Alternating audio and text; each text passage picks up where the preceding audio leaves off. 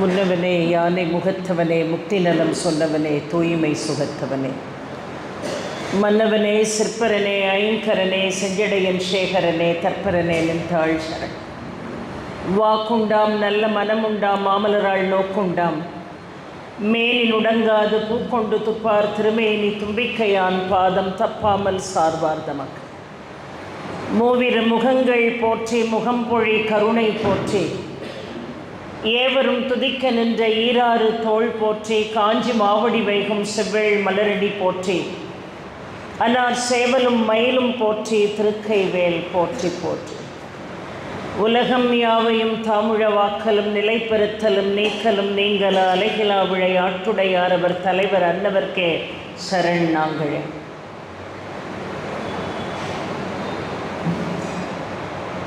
ஸ்ரீ வெங்கடாச்சலபதி பஜனை சபா 77வது ஸ்ரீ ராமநவமி ஜனன மகோத்சவத்தை மிகுந்த பக்தி சிரத்தையோடு ஏற்பாடு செய்து கொண்டிருக்கக்கூடிய இந்த வேளையிலே அழைத்து சிறப்பு செய்திருக்கக்கூடிய ஸ்ரீ வெங்கடாச்சலபதி பஜனை சபாவினுடைய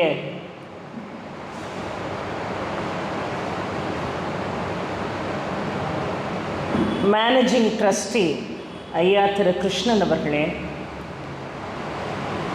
இந்த அற்புதமான ஸ்ரீ ராமநவமி ஜனன மகோத்சவத்தை மிக சிறப்பாக நடத்தி கொண்டிருக்கக்கூடிய மரியாதைக்கும் பாராட்டுதலுக்கும் உரிய ஐயா திரு ஆடிட்டர் ஸ்ரீராம் அவர்களே, திரு ஹரிஹர கிருஷ்ணன் அவர்களே, திரு வரதன் அவர்களே, திரு தானு சுப்பிரமணிய அவர்களே, உறுப்பினர்கள், மரியாதைக்குரிய அன்பு சகோதரர் திரு சந்திரசேகரன் அவர்களே, திரு ஈஸ்வரன் அவர்களே, திரு முரளி அவர்களே, திரு பூஷணம் அவர்களே, திரு டிவி மகாதேவன் அவர்களே, திரு சாய் சுந்தர் அவர்களே, அருமைக்கும் பெருமைக்கும் உரிய இந்த நிகழ்வு நடைபெறுவதற்கு காரணகர்த்தாவாக விளங்கிய நல்ல உள்ளங்களே, என்னுடைய இல்லம் தேடி வந்து என்னை கௌரவித்து சிறப்பு செய்த சான்றோர்களே, இன்றைய தினம் மாலை அணிவித்து மரியாதை செய்திருக்கக்கூடிய அருமை சகோதரியார் அவர்களே,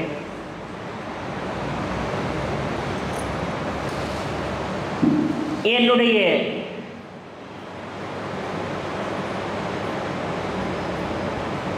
பள்ளி வகுப்பு தோழிகளே, இந்த நிகழ்வை படம் பிடித்து கொண்டிருக்கக்கூடிய அருமை தம்பி மகாலிங்கம் அவர்களே,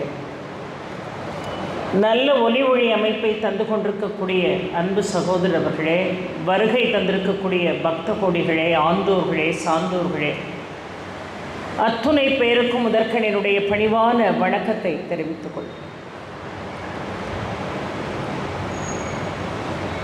ராமநவமி விழாவை முன்னிட்டு தொடர்ந்து நடைபெற்று கொண்டிருக்கக்கூடிய இந்த விழாவிலே இந்த ஆண்டும் பேசுவதற்கு ஒரு அருமையான வாய்ப்பை பகவான் நல்கியிருக்கிறான் என்று நான் நினைக்கிறேன். அதற்கு ஒத்துழைப்பு தந்த தொண்டர்கள் அத்துணை பேருக்கும் மீண்டும் ஒரு முறை என்னுடைய நன்றியை நான் காணிக்கையாக்கிக் கொள்கிறேன். ஒவ்வொரு ஆண்டும் இந்த கௌரவமான சபையிலே வந்து பேசுவதை என் வாழ்நாளினுடைய வரமாக நான் நினைக்கிறேன். பொதுவாக எவ்வளவு நன்றாக பேசினாலும் கூட உள்ளூரில் உள்ள பேச்சாளர்களை யாரும் அவ்வளவு சாமானியமாக அழைத்து விட மாட்டார்கள். அவர்கள் உள்ளூர் தானே என்று ஒரு விவாதம் இருக்கும். ஆனால் இந்த உள்ளூரில் இருக்கக்கூடிய எனக்கும் இவ்வளவு முக்கியத்துவம் கொடுத்து இந்த நிகழ்வுக்கு அழைத்து வருவது உங்களுடைய பெருந்தன்மையும் அன்பையும் காட்டுகிறது என்று நான் நினைக்கிறேன். அருமையான இந்த விழாவை முன்னிட்டு இன்றைக்கு அற்புதமான ஒரு தலைப்பை கொடுத்திருக்கிறார்கள். வல்லமை தாராய் என்று ஒரு அருமையான ஒரு தலைப்பு. இன்றைக்கு மிகவும் பிரசித்தி பெற்ற ஒரு நாள் பங்குனி உத்திரம். இந்த பங்குனி உத்திரத்தன்று ரொம்ப பேர் அவர்களுடைய குலதெய்வத்தை சென்று வழிபாடு செய்வார்கள், இஷ்ட தெய்வத்தை சென்று வழிபாடு செய்வார்கள். இன்றைக்கு எல்லா ஆலயங்களிலும் கூட்டம் நிரம்பி வழியும். மிகவும் பிரசித்தி பெற்ற ஒரு புனிதமான ஒரு நாள். ஏனென்று சொன்னால், பௌர்ணமியும் உத்திரமும் பங்குனியில் கூடினால்தான் பங்குனி உத்திரம். சில ஆண்டுகளிலே பௌர்ணமி வரும், உத்திரம் முன்ன பின்ன இருக்கும். சில ஆண்டுகளிலே உத்திர நட்சத்திரம் முடிந்த பிறகு பௌர்ணமி ஆரம்பிப்பதெல்லாம் உண்டு. ஆனால் இன்றைக்கு எல்லாமே மிகச்சரியாக காலை 7:47 பௌர்ணமி ஆரம்பித்து விட்டது. உத்திர நட்சத்திரம் இன்றைக்கு இருக்கிறது. ஆக பங்குனி மாதம், உத்திர நட்சத்திரம், பௌர்ணமி மூன்றும் சேர்ந்தால்தான் விசேஷம். அந்த மூன்றும் ஒன்றாக கூடணும். ஏன்னு சொன்னால் 12வது மாதம் பங்குனி, 12வது நட்சத்திரம் உத்திரம். எவ்வளவு சிறப்பு பாருங்கள். தமிழ் மாத பிறப்பிலே நிறைவான மாதம் பங்குனி, 12வது மாதம், 12வது நட்சத்திரம் உத்திரம். இந்த இரண்டோடு சேர்ந்து பௌர்ணமி முழு நிலவு முழுமையான ஆகர்ஷணத்தோடு இன்றைய தினம் இருக்கிறது. ஆக மிக சிறப்பான ஒரு நாள், வழிபாட்டுக்குரிய ஒரு நாள். இந்த அருமையான தினத்திலே தான் சிவன் பார்வதியினுடைய திருமணம் நடந்தேறியது என்று பார்க்கிறோம். இன்னைக்கும் காஞ்சிபுரத்தில் ஏகாம்பரேஸ்வரர் ஆலயம் இன்னைக்கு அப்படி கோலாகலமாக இருக்கும். இந்த சிவன் பார்வதி திருக்கல்யாணம் ஏகாம்பரேஸ்வரர் ஆலயம் காஞ்சிபுரத்தில் மிக சிறப்பாக இருக்கும். அதை போல குன்றிருக்கக்கூடிய இடமெல்லாம் குமரன் இருக்கக்கூடிய இடம். எங்கெல்லாம் முருகனுடைய ஆலயங்கள் இருக்கிறதோ, இன்றைக்கு முருகனுக்கும் தேவசேனாவுக்கும் திருமணம் நடந்தேறிய நாள். மிகச் சிறப்பாக இந்த கல்யாண வைபவம் கொண்டாடப்படும். அதை போல ரங்கநாதருக்கும் ஆண்டாளுக்கும் திருமணம் நிகழ்ந்த நாள் இந்த பங்குனி உத்திர நன்னாள். ராமனுக்கும் சீதைக்கும் திருமணம் நடந்தேறிய நாள் இந்த பங்குனி உத்திர நன்னாள். ஆக ரங்கநாதர் ஆண்டாள் திருமணம், ராமன் சீதை திருமணம், பார்வதி சிவனுடைய திருமணம், ராமன் சீதையினுடைய திருமணம், இப்படி அத்தனை திருமணங்களும் மிக பிரசித்தி பெற்று நடக்கின்ற காரணத்தினால் இந்த பங்குனி உத்திர விழாவிற்கு என்ன பெயர் தெரியுமா? என்ன விரதம் தெரியுமா? கல்யாண விரதம் என்று பெயர். இதற்கு கல்யாண விரதம் என்று பெயர். இந்த நன்னாளிலே நீங்கள் ரங்கநாதரை வழிபாடு செய்கிறீங்களோ, சிவனை வழிபாடு செய்கிறீங்களோ, முருகனை வழிபாடு செய்கிறீங்களோ, ராமனை வழிபாடு செய்கிறீங்களோ, இந்த பங்குனி உத்திரத்தன்று வழிபாடு செய்தால், அவர்களுடைய திருமண நாளிலே வழிபாடு செய்தால் திருமண வரம் கைகூடி வரும். திருமணத்திற்காக காத்திருக்கக்கூடியவர்களுக்கு திருமணம் விரதம் இருந்தால் வெகு விரைவாக நடைபெறும். குழந்தை பாக்கியம் இல்லாதவர்களுக்கு குழந்தை பாக்கியம் கிடைக்கும். இதைவிட சிறப்பான அம்சம் என்னன்னு கேட்டால், எல்லாருக்கும் திருமணம் நடக்கு, எல்லாருக்கும் குழந்தை பாக்கியம் இருக்கானா, ஒற்றுமையாக இருக்கானான்னு கேட்டால் இல்லை. எல்லாரும் கல்யாணம் பண்ணுறான்னு இவனும் கல்யாணம் பண்ணிப்பான், பிள்ளையும் பெற்றுப்பான். ஆனால் ஒற்றுமையாக இருப்பார்களா என்று கேட்டால் இல்லை. ஒன்று வடதுருவத்தில் நிற்கும், இன்னொன்று தென் துருவத்தில் நிற்கும். ஆக குடும்ப ஒற்றுமையோடு நல்ல குழந்தைகளை பெற்றெடுக்க வேண்டும் என்று சொன்னால், இந்த கல்யாண விரதம் என்று அழைக்கக்கூடிய பங்குனி உத்திர திருவிழாவை அனுஷ்டித்தால் சகல சௌபாகியங்களும் வந்து சேரும். அப்பேற்பட்ட அருமையான இந்த பங்குனி உத்திர நன்னாளிலே இன்றைய தினம் என்னை அழைத்து ஒரு சொற்பொழிவு ஆற்றும்படியாக ஒரு பணியை, ஒரு மிகச்சிறந்த ஆன்மீக பணியை என்னுடைய கையிலே ஒப்படைத்திருக்கிறார்கள். ஒவ்வொரு ஆன்மீக நிகழ்வுகளுக்கும் இங்கே வந்தவுடனே ஐயா சொன்னாங்க, இங்கே ஒரு 10 பெண்கள் தொடர்ந்து வருகை தந்து விஷ்ணு சஹஸ்ரநாமம் பாராயணம் செய்கிறார்கள். ஆக வராதவர்களும் வந்து அமர்ந்து விஷ்ணு சஹஸ்ரநாமத்தை பாராயணம் செய்யுங்கள். இன்னொன்று, என்னுடைய தாழ்மையான வேண்டுகோள், தயவு செய்து ஆலயத்திற்கு வருகின்ற பொழுது குழந்தைகளை அழைச்சிக்கிட்டு ஆலயத்துக்கு வாங்க. நிறைய பேர் குழந்தைகள் ரொம்ப அட்டகாசம் பண்ணணும்னு வீட்டிலே விட்டுட்டு வந்துடுவோம்.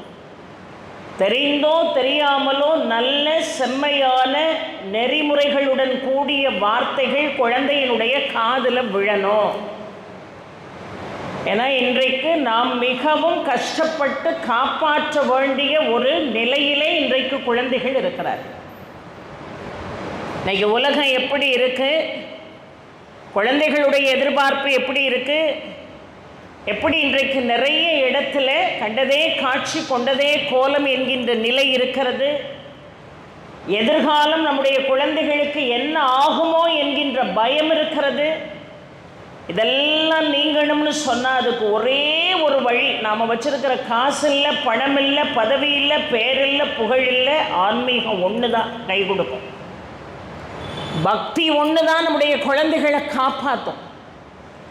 நாமெல்லாம் இத்தனை ஒரு சிக்கலான சூழ்நிலையில் கூட ஒரு வரையறையை வகுத்து கொண்டு அந்த வட்டத்திற்குள்ளே ஒழுங்காக வாழ வேண்டும் என்று நாம் நினைக்கிறோம் அப்படின்னு சொன்னால் நம்முடைய முன்னோர்கள் நமக்கு ஊட்டிய உணவு அந்த ஒழுக்கங்கிறது. பக்தினா என்னன்னு சொல்லி கொடுத்தாங்க. அவர்களுக்கு தெரிந்த முறையில் சின்ன சின்னதாக சொல்லி கொடுத்தாங்க. சுத்த சைவமாக இருந்தால் பிரச்சனை இல்லை. சாத்வீக உணவு சாப்பிட்றவங்க இந்த உலகத்தில் இருக்காங்க, அசைவ உணவு சாப்பிட்றவங்களும் இந்த உலகத்தில் இருக்காங்க. அதுக்காக கடவுள் அவங்களுக்கு அனுகிரகம் பண்ண மாட்டாருங்கிறது இல்லை. எந்த உணவை உட்கொண்டால் உன் மனசு சாந்தமாக இருக்குமோ அதை காலமே உனக்கு பாடமாக சொல்லிக் கொடுக்கும். யாரும் கம்பல் பண்ண வேண்டிய அவசியம் இல்லை. இது இல்லாமல் என்னால் சாப்பிட முடியாதுன்னு சொன்னவங்க கூட ஒரு காலகட்டத்தில் இதெல்லாம் ஒரு சாப்பாடான்னு ஒதுக்குறவங்களும் இருக்காங்க. மனசுத்தம் என்பது, அகச்சுத்தம் என்பது ரொம்ப முதன்மையான ஒரு விஷயம். ஆனாலும் நம்முடைய பெற்றோர்கள் நமக்கு வழிகாட்டினார்கள்.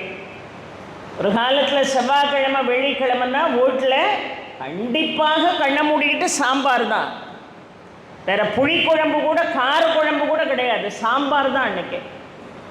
வெள்ளிக்கிழமை ஆனால் கண்டிப்பாக வியாழக்கிழமை வீடெல்லாம் மெழுகி கோலமிட்டு விளக்கெல்லாம் துலக்கி மறுநாள் பூஜைக்கு எல்லாரும் ஆயத்தமாயிடுவோம். விஷ்ணு சஹஸ்ரநாமம் தெரிஞ்சவங்க, சமஸ்கிருதத்தில் பாண்டித்தியம் பெற்றவர்கள் லலிதா சஹஸ்ரநாமம், விஷ்ணு சஹஸ்ரநாமம் சொல்லுவாங்க.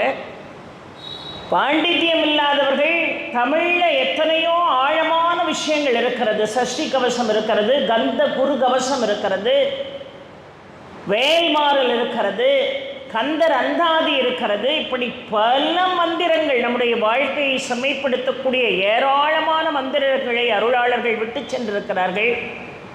அதெல்லாம் படிக்கும்படியாக நம்ம வீட்டில் வழிகாட்டினாங்க.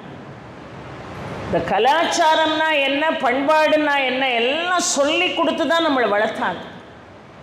ஆனால் இன்றைக்கி அதெல்லாம் இருக்கா அப்படின்னு ஒரு கேள்விக்குரிய போட்டாலே எல்லாருக்கும் பிரச்சனை ஆயிடும். இதெல்லாம் சொல்லக்கூடாதுன்னு நினைக்கிறாங்க. இந்த அறிவுரையெல்லாம் எங்களுக்கு தேவையில்லை, அறிவுரைகள் எல்லாம் கேட்க நாங்கள் தயாராக இல்லைங்கிற காலம் இந்த காலமாக இருக்குது. பெத்த பிள்ளைகள்கிட்ட இப்படி தான் இருக்கணும்னு நம்மளால் சொல்ல முடியல.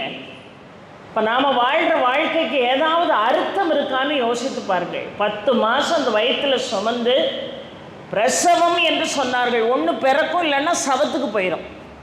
அப்பேற்பட்ட இக்கட்டான ஒரு கருவை 10 மாதங்கள் வயிற்றில் சுமப்பதற்கு காரணகர்த்தா தந்தை, சுமப்பவள் தாய்.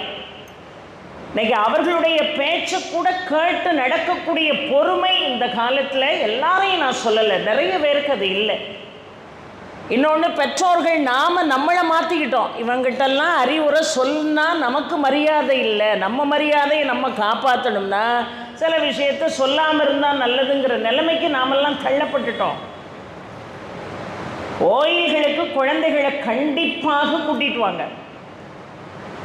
தெரிந்தோ தெரியாமலோ அந்த குழந்தைகளுடைய செவியில் நல்ல விஷயங்கள் கண்டிப்பாக படணும் பெரியோர்களே. ஏன்னா நம்முடைய காலமெல்லாம் கிட்டத்தட்ட ஒரு நிறைவு பகுதியை நெருங்கி கொண்டிருக்கிறது. அரை கிணறு என்ன 3/4 கிணறு தாண்டியாச்சு நாமெல்லாம். நம்ம வாழ்கிறது நம்முடைய பிள்ளைகளுக்காக, நம்முடைய பேரன் பேத்திகளுக்காக. அந்த பற்றிலிருந்து, பந்தத்திலிருந்து நம்மளால் இன்னும் வெளியே வர முடியல. எவ்வளவு ஆன்மீகம் பேசினாலும், எவ்வளவு ஆன்மீகம் படித்தாலும், பேத்தின்னா ஏதோ கோடி ரூபாயை கையில் கொடுத்த மாதிரி இருக்கு. அப்போ அந்த பற்றுக்களிலிருந்து என்னைக்கு மனிதன் முழுமையாக தன்னை விடுவித்துக் கொள்கிறானோ அப்பொழுதுதான் அவன் இறைவனுடைய திருவடியை சென்று சேர முடியும். ஆக லௌகீகத்திலே இருந்து கொண்டு பரமாத்மாவை நினைக்கக்கூடிய ஒரு மனநிலையை நாமும் பெற்று நம்முடைய குழந்தைகளுக்கும் அதை ஊட்டணும். இன்னைக்கெல்லாம் பக்தி என்கின்ற பெயரில் கோயிலில் கூட்டம் இருக்கான்னு கேட்டால் ஏராளமான கூட்டம் இருக்குது. அதில் ஒன்றும் சந்தேகமே இல்லை. கூட்டம் நிரம்பி வழியுது. எந்த கோயிலுக்கு போனாலும் 2 மணி நேரம் காத்திருந்து தான் சாமியை பார்க்க முடியுது. ஆனால் பக்தினா என்ன அப்படிங்கிற ஆழமான விஷயத்தை இன்னைக்கு நாம் உணர்ந்திருக்கோமா? இல்லை. இன்றைக்கும் சக மனிதனை நாம் மனதார நேசிக்கிறோமா? இல்லை. யாரையாவது பற்றி புறம் பேசாமல் இருக்கோமா? இல்லை. யாரையாவது குறைத்து மதிப்பிடாமல் இருக்கோமா? இல்லை. ஏதாவது ஒரு காரியம் செஞ்சுட்டு யாரையாவது குறைச்சி பேசினா தான் நமக்கு தூக்கமே வருது. நம்ம கோயிலுக்கு வரக்கூடிய தகுதியே நமக்கு இல்லை. பாவிகளுக்குரிய இடம்தானமாக இந்த ஆலயம் நம்ம கேட்கலாம். ஒரு பாவம் 2 பாவம் மன்னிக்கப்படும். தெரிஞ்சே காலாகாலமாக பாவம் செஞ்சுக்கிட்டு இருந்தா சூரனை எப்படி முருகன் சம்ஹாரம் பண்ணினானோ அதுதான் நடக்கும். ஆக எப்பொழுதுமே அடுத்தவர்களை விமர்சனம் பண்ணுறதை நிறுத்தணும்.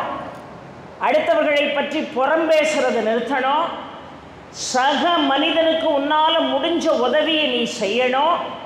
அதுக்கு பிறகுதான் கோயிலுக்கே நம்ம வரணும். கோயிலுக்கு வாரம் வரிசையில் நின்று சாமி கும்பிட்டு தீபாராதனை பார்த்து நெய்வேத்தியம் வாங்கினதோடு நம்ம கடமை முடிஞ்சிட்டுன்னு நினைக்கிறோம். அது அல்ல. கோயிலுக்கு வரலாம், அன்னதானம் சாப்பிடலாம், என்ன வேணாலும் செய்யலாம். மனிதன் தன்னுடைய அகத்தை முதல்ல சுத்தமாக்கணும். ஏன்னா அது இருக்கக்கூடிய இடத்துல தான் இறைவன் வந்து உட்காருவான். அவன் இந்த உள்ளம் என்கின்ற குகைக்குள்ளே வந்து அமரக்கூடிய காரணத்தினால்தான் முருகனை கூட குகன் என்று அழைக்கிறோம். ஆக நாம் எப்படி வாழணுங்கிறத முதல்ல தெரிந்து கொள்ளணும். நம்முடைய மார்க்கத்தை முதல்ல நாம் காப்பாற்றணும். இந்த சமயம் என்பது இன்னும் கோடான கோடி ஆண்டுகள் கடந்து போனால் கூட இதில் உள்ள தாத்பரியங்களை, தத்துவங்களை ஒருவன் முழுமையாக படித்து விட முடியுமா என்று கேட்டால் இல்லை. ஒரு ஜென்மம் போதாது. அவ்வளவு சாராம்சங்கள் நம்முடைய சமயத்திலே இருக்கிறது. உட்கார்ந்திருக்காரே ஆதிசங்கரர் வீட்டிலிருந்து அருள்மாலித்து கொண்டிருக்கிறாரே, அது ஒரு பரந்து விரிந்த மலை. பல ஆயிரம் மேருமலைகளுக்கு சமம் இந்த சமயம். பல ஆயிரம் சமுத்திரங்களுக்கு சமம் இந்த சமயம். அதனால தான் ஒட்டுமொத்தமாக அதை பின்பற்றும்படியாக வழிநடத்துவது என்பது அவ்வளவு சாதாரண விஷயம் இல்லைன்னு நினைச்ச ஆதிசங்கரர் அருசமய வழிபாட்டை நமக்கு சொல்லிக் கொடுத்தார். சௌரம், சாக்தம், சைவம், வைஷ்ணவம், கௌமாரம் என்று கணாபத்தியம் என்று 6 விதமாக ஒரு பிரிவுகளை ஏற்படுத்தி, அது பிரிவு அல்ல, அது ஒன்றுதான். யாருக்கு எதை பின்பற்ற இயலுமோ அதை எளிமையாக பின்பற்றுவதற்கு ஆதிசங்கரர் அருசமயத்தை வகுத்து கொடுத்து விட்டு சென்றார்.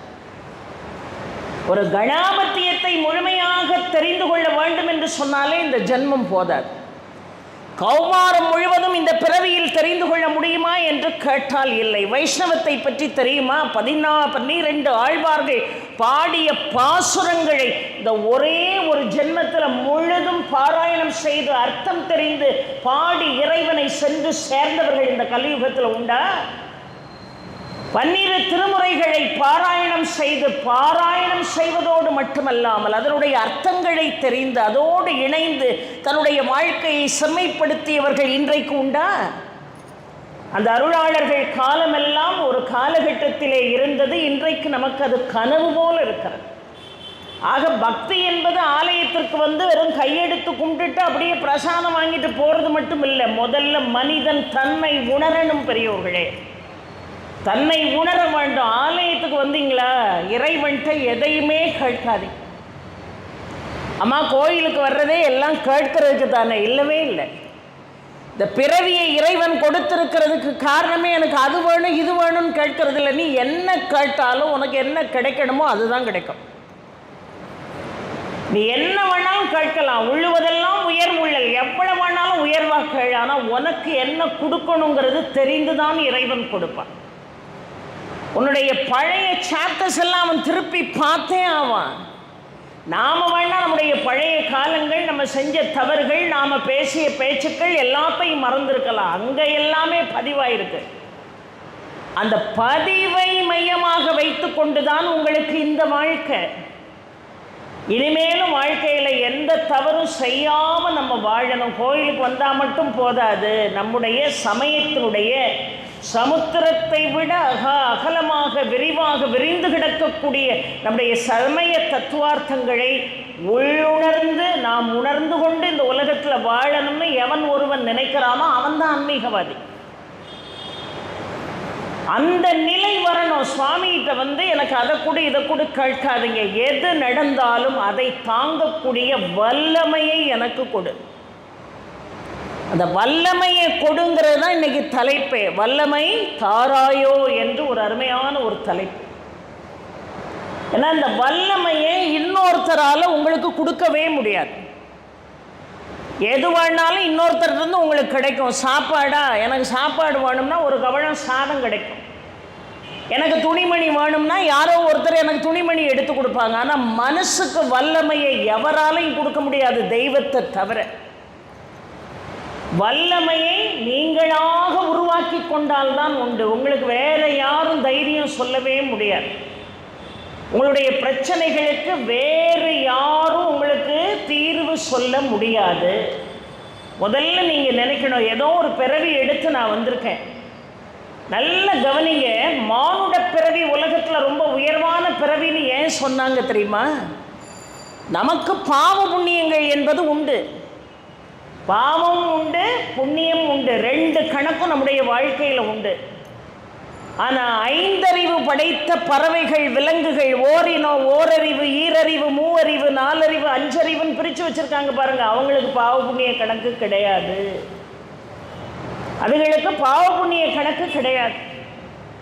அது புண்ணியம் செய்ய போகிறதும் இல்லை, அது பாவம் செய்ய போகிறதும் இல்லை. அது பாவம் செஞ்சாலும் அதுக்கு பிராயச்சித்தம் தேடணுங்கிறதும் தெரியாது.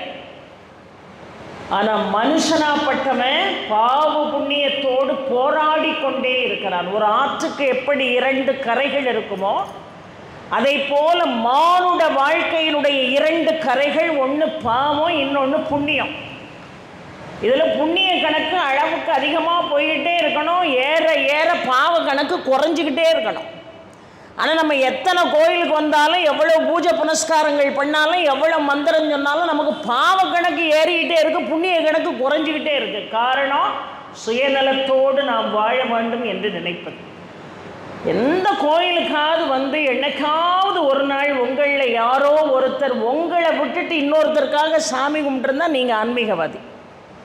அந்த ஆன்மீகத்தை நெருங்கிக்கிட்டு இருக்கீங்கன்னு அர்த்தம். எவனாவது கும்பிடுவானா? அவனுக்கு, அவன் வீட்டுக்காரனுக்கு, அவன் வீட்டம்மாவுக்கு, அவன் பிள்ளைகளுக்கு, பேரனுக்கு, பேத்திக்கு வீடு வேணும், வாசல் வேணும், சொத்து வேணும், சுகம் வேணும், பேர் வேணும், புகழ் வேணும்னு இங்கே முன்னாடி நின்று வெங்கடாச்சலபதிட்ட மணிக்கணக்கில் வேணுனாலும் அவர் சிரிச்சுக்கிட்டே இருப்பார். என்னைக்காவது இந்த உலகம் சேமமாக இருக்கணும், வெயில் கொடுமையாக இருக்குது, நல்ல மழை பெஞ்சு உயிரினங்கள், ஜீவராசிகள், பயிர்கள் எல்லாம் செழித்து இந்த மக்கள் நோய் இல்லாமல், பிணி இல்லாமல், பஞ்சம் இல்லாமல், பசி இல்லாமல் வாழணும்னு வேண்டியிருக்கோமா? என்னைக்காவது அவங்கவுங்க மனசாட்சிக்கு தெரியும் கண்டிப்பாக வேண்டலைன்னு. என்னைக்கு நம்மளை மறந்துட்டு இன்னொருத்தருக்காக நம்முடைய வேண்டுதல்களை இறைவன் வசம் வைக்கிறோமோ, இறைவன் நம்மை பார்த்து கொள்வான். பெரியோர்களே, இறைவன் நம்மை பார்த்து கொள்வான். எட்டயபுரத்து கவிஞன் பாரதி எவ்வளோ வறுமையில் வாடினவன். பக்கத்து வீட்டில் போய் அந்த அம்மா பிள்ளைகளுக்கெல்லாம் சோறு பொங்கணும்னா அரிசி கடன் வாங்கிட்டு வருவாங்க. அந்த காலத்துலலாம் ஒருத்தர் வீட்டில் ஒன்று இல்லைன்னா நம்மெல்லாம் பண்டமாற்று முறை மாதிரி கொடுத்தோம். ஞாபகம் இருக்கா? அரிசி வேணுமா எடுத்துகிட்டு போங்க, எங்கள் வீட்டில் வெங்காயம் இருக்குது எடுத்துகிட்டு போங்க. எண்ணெய் மட்டும் கொடுக்க மாட்டாங்க, உப்பு கொடுக்க மாட்டாங்க, தயிர் கொடுக்க மாட்டாங்க, தண்ணி கொடுக்க மாட்டாங்க. சாயங்காலம் மாலை நேரம் நெருங்கிட்டுனா மற்றபடி தண்ணி கொடுப்பாங்க. இன்றைக்கி பகல்லே எவனாவது தாகத்துக்கு தண்ணி கேட்கட்டுமே, ஒரு வேலும் கொடுக்க மாட்டான். அடிக்கிற வெயிலில் தண்ணி பாட்டிலோடு வரணுங்கிற அறிவு இல்லையா அப்படின்னு கேட்கக்கூடிய காலமாக உட்காந்துருக்கோம். தாகத்தை தணித்து தாக சாந்தி பண்ணி அதனால் நம்முடைய சந்ததிகளுக்கு புண்ணியம் சேர்க்கணுங்கிற சிந்தனை நமக்கு இருக்கா? இல்லை. ஆக இறைவன்கிட்ட வந்து அதை கூட இதை கூடன்னு கேட்காதீங்க. அப்பா என்ன பிரச்சனை வந்தாலும் என்ன துன்பம் வந்தாலும் அது எல்லாமே என்னால் வந்தது. இறைவனுக்கு கண் இருக்கான்னு கேட்காத. இறைவன் உன்னை இந்த நிலைமையில் வைக்கல. நீ செய்த பூர்வ ஜென்ம கர்மாவுக்கு ஏற்றார் போல தான் இந்த பிறவி. அப்போ எல்லா தப்புக்கும் நான் தான் காரணம். எனக்கு ஒரு வாழ்க்கை சரியில்லைன்னா அதுக்கு நான் தான் காரணம். எனக்கு இவ்வளோ நோய் உடம்புல இருக்குன்னா அதுக்கு என் பூர்வ ஜென்ம கர்மா தான் காரணம். என்கிட்ட காசு இல்லையா, என்னுடைய பூர்வ ஜென்ம கர்மா தான் காரணம். எல்லாத்துக்குமே பூர்வ ஜென்ம கர்மான்னு சொன்னால் வாழ்கிறது எப்படின்னு கேட்கலாம். அதுதானே உண்மை. நாம் செஞ்சது பின்னாடி தொடர்ந்து வந்துக்கிட்டே தான் இருக்கும். எத்தனை ஜென்மாந்திரம் எடுத்தாலும் அது உங்களை துரத்தாமல் விடவே விடாது. அக்காதானே பாவம் பண்ணாதீங்க, அடுத்தவங்களை தயவு செய்து தேவையில்லாமல் பேசாதீங்க, மனசை அகத்தை சுத்தமாக அமைதியாக வைத்துக் கொள்ளுங்கள். நம்முடைய அருளாளர்கள் எல்லாம் மந்திரங்களின் வாயிலாக நமக்கு போதித்தார்கள். அதை சொல்ல சொல்ல சொல்ல ஒரு ஆத்ம நேயமும் ஆத்ம சாந்தியும் உனக்குள்ள வருங்கிறது தானே நமக்கு வழிகாட்டினாங்க. ஆனால் நாம் எல்லாமே லௌகீகத்துக்குள்ளேயே சுற்றிக்கிட்டு அதை விட்டு நான் வெளியே வரமாட்டேன், நான் அதுக்குள்ளேயே தான் நிற்பேன்னு நினைக்கிறோம். நேராக வாங்க சுவாமிகிட்ட, வெங்கடாச்சலபதிக்கிட்ட. வெங்கடாச்சலபதியை பார்த்தோன்னே என்ன நினப்பு வருது? நிறைய காசு கொடுப்பாரு, நிறைய பணம் கொடுப்பாரு. அவ்வளோ சீக்கிரம்லாம் வெங்கடாச்சலபதி யாருக்கும் அள்ளி கொடுத்துட மாட்டார். நல்லா தெரிஞ்சுக்கோங்க. கேட்ட உடனே கொடுக்கவே மாட்டான் கிருஷ்ணன்லாம். அவன் தெரியும் அவனுக்கு இவன் தகுதியானவன் தானா, இவனுக்கு கொடுக்கலாமா, கொடுத்தா அதை ஒழுங்காக பயன்படுத்துவானா மாட்டானா, எச்சு கேட்டு காக்கா விரட்டுவானா விரட்ட மாட்டானா, எல்லாம் தெரிஞ்சு தான் பெருமாள் கொடுப்பார். அவர்கிட்ட வந்து கேட்க வேண்டியதே எனக்கு வல்லமையை கொடுப்பா, எனக்கு எவ்வளவு துன்பம் வந்தாலும் உன்னை விட்டு அகலாத ஆழமான பக்தியை நம்பிக்கை எனக்கு கொடுப்பா. நான் உன்னை விட்டு எந்த சூழ்நிலையிலையும் நான் விலகவே கூடாது. நான் வசதி வாய்ப்புகளோடு இருந்தாலும் நாராயணான்னு தான் சொல்லுவேன். என்னை சம்பட்டியால் அடித்து நொறுக்குனாலும் உன்னை விட்டு நான் போயிடுவேன், நீ கற்பனை பண்ணாத, அப்பவும் நாராயண நாமத்தை தான் சொல்லுவேன்னு சொல்லுங்களேன் பார்ப்போம். அந்த ஆளுமையும் நம்பிக்கையும் அசைக்க முடியாத நிலையிலே உங்கள் மனம் இடம்பெறுமே ஆனால் அன்றைக்கு வெங்கடாச்சலபதியினுடைய அனுகிரகம் உங்களை வந்து சேரும். அந்த வல்லமை வேண்டும் என்று சொன்னால் எத்தனையோ ரூபகரணங்கள் இருக்கிறது. அந்த வல்லமையை தருவதற்கு இந்த மனசு இருமாக இருக்கணும். ஒன்றும் இல்லை, குந்தியை எடுத்துக்கோங்க. பகவான்கிட்ட போய் அவ கேட்டா, பகவானே நீ எல்லாருக்கும் கேட்டதெல்லாம் கொடுத்துருவியாமே, நான் உனக்கு ஒன்று கேட்க போகிறேன் தருவியான்னா, நீ என்ன கேட்க போகிற குந்தி, கேளு உனக்கு தாரேன்னா. என்றைக்குமே எனக்கு வாழ்க்கையில் துன்பம் தான் வேணும், எனக்கு இன்பமே வேண்டாம்னா. இப்படி யாராவது உலகத்தில் வரம் கேட்டு பார்த்துருக்கோமா? யாராவது இந்த கோயிலுக்குள்ளே வந்து அப்பா எப்பொழுதுமே என்னை துன்பக்கடல்லே நீந்தும்படியாகவே வச்சிரு, எனக்கு இன்பங்கிறது வாழ்க்கையில் வேண்டாம். ஏன் இன்றைக்கும் குந்தியை பற்றி பேசிக்கிட்டு இருக்கோம்? இத்தனை யுகங்கள் தாண்டிய பிறகும் இந்த மாதிரி கேட்டதுனால தான் பேசுகிறோம்.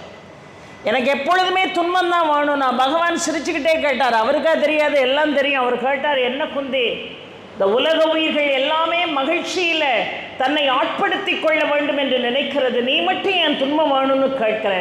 அப்போ குந்தி அழகாக சொன்னான், எவனுமே வாழ்க்கையில் இன்பம் வரும்போது சுவாமியை நினைக்கவே மாட்டான். பணத்துக்கு தட்டுப்பாடே இல்லைன்னா சுவாமிங்கிற நாமதையும் எங்கே இருக்குன்னே நிறைய பேருக்கு தெரியாது.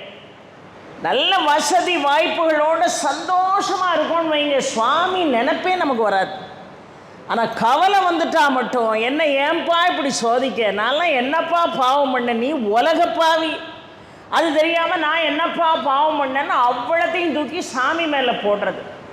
வாழ்க்கையில் எந்த தவறு நடந்தாலும் எந்த சரியான விஷயங்கள் நிகழ்ந்தாலும் அதுக்கெல்லாம் நாம தான் ஒட்டுமொத்தமான காரணங்கிறத முதல்ல உணர்ந்து, என்ன துன்பம் வந்தாலும் அதை என்னால் தாங்க இயலும், தாங்கக்கூடிய சக்தியை குந்தி மாதிரி கொடு. குந்தி அழகாக சொன்னார், எப்பொழுதுமே துன்பம் தான் வேணும். ஏன்னா துன்பம் இருக்கின்ற பொழுது தான் இந்த மனிதனுடைய மனம் இறைவனை நெருங்கும். துன்பம் இல்லாத நேரம் மனிதனுடைய மனம் இந்த அகமானது இறைவனை நெருங்குவதற்கு வாய்ப்பு என்பதில்லை என்று சொன்ன உடனே கிருஷ்ணனே அதை ஆமோதித்தான். அதனால தான் அவள் வாழ்க்கையில் இன்பத்தை காட்டிலும் துன்பத்தினுடைய சதவிகிதம் அதிகமாக இருந்தது என்று பார்க்கிறோம்.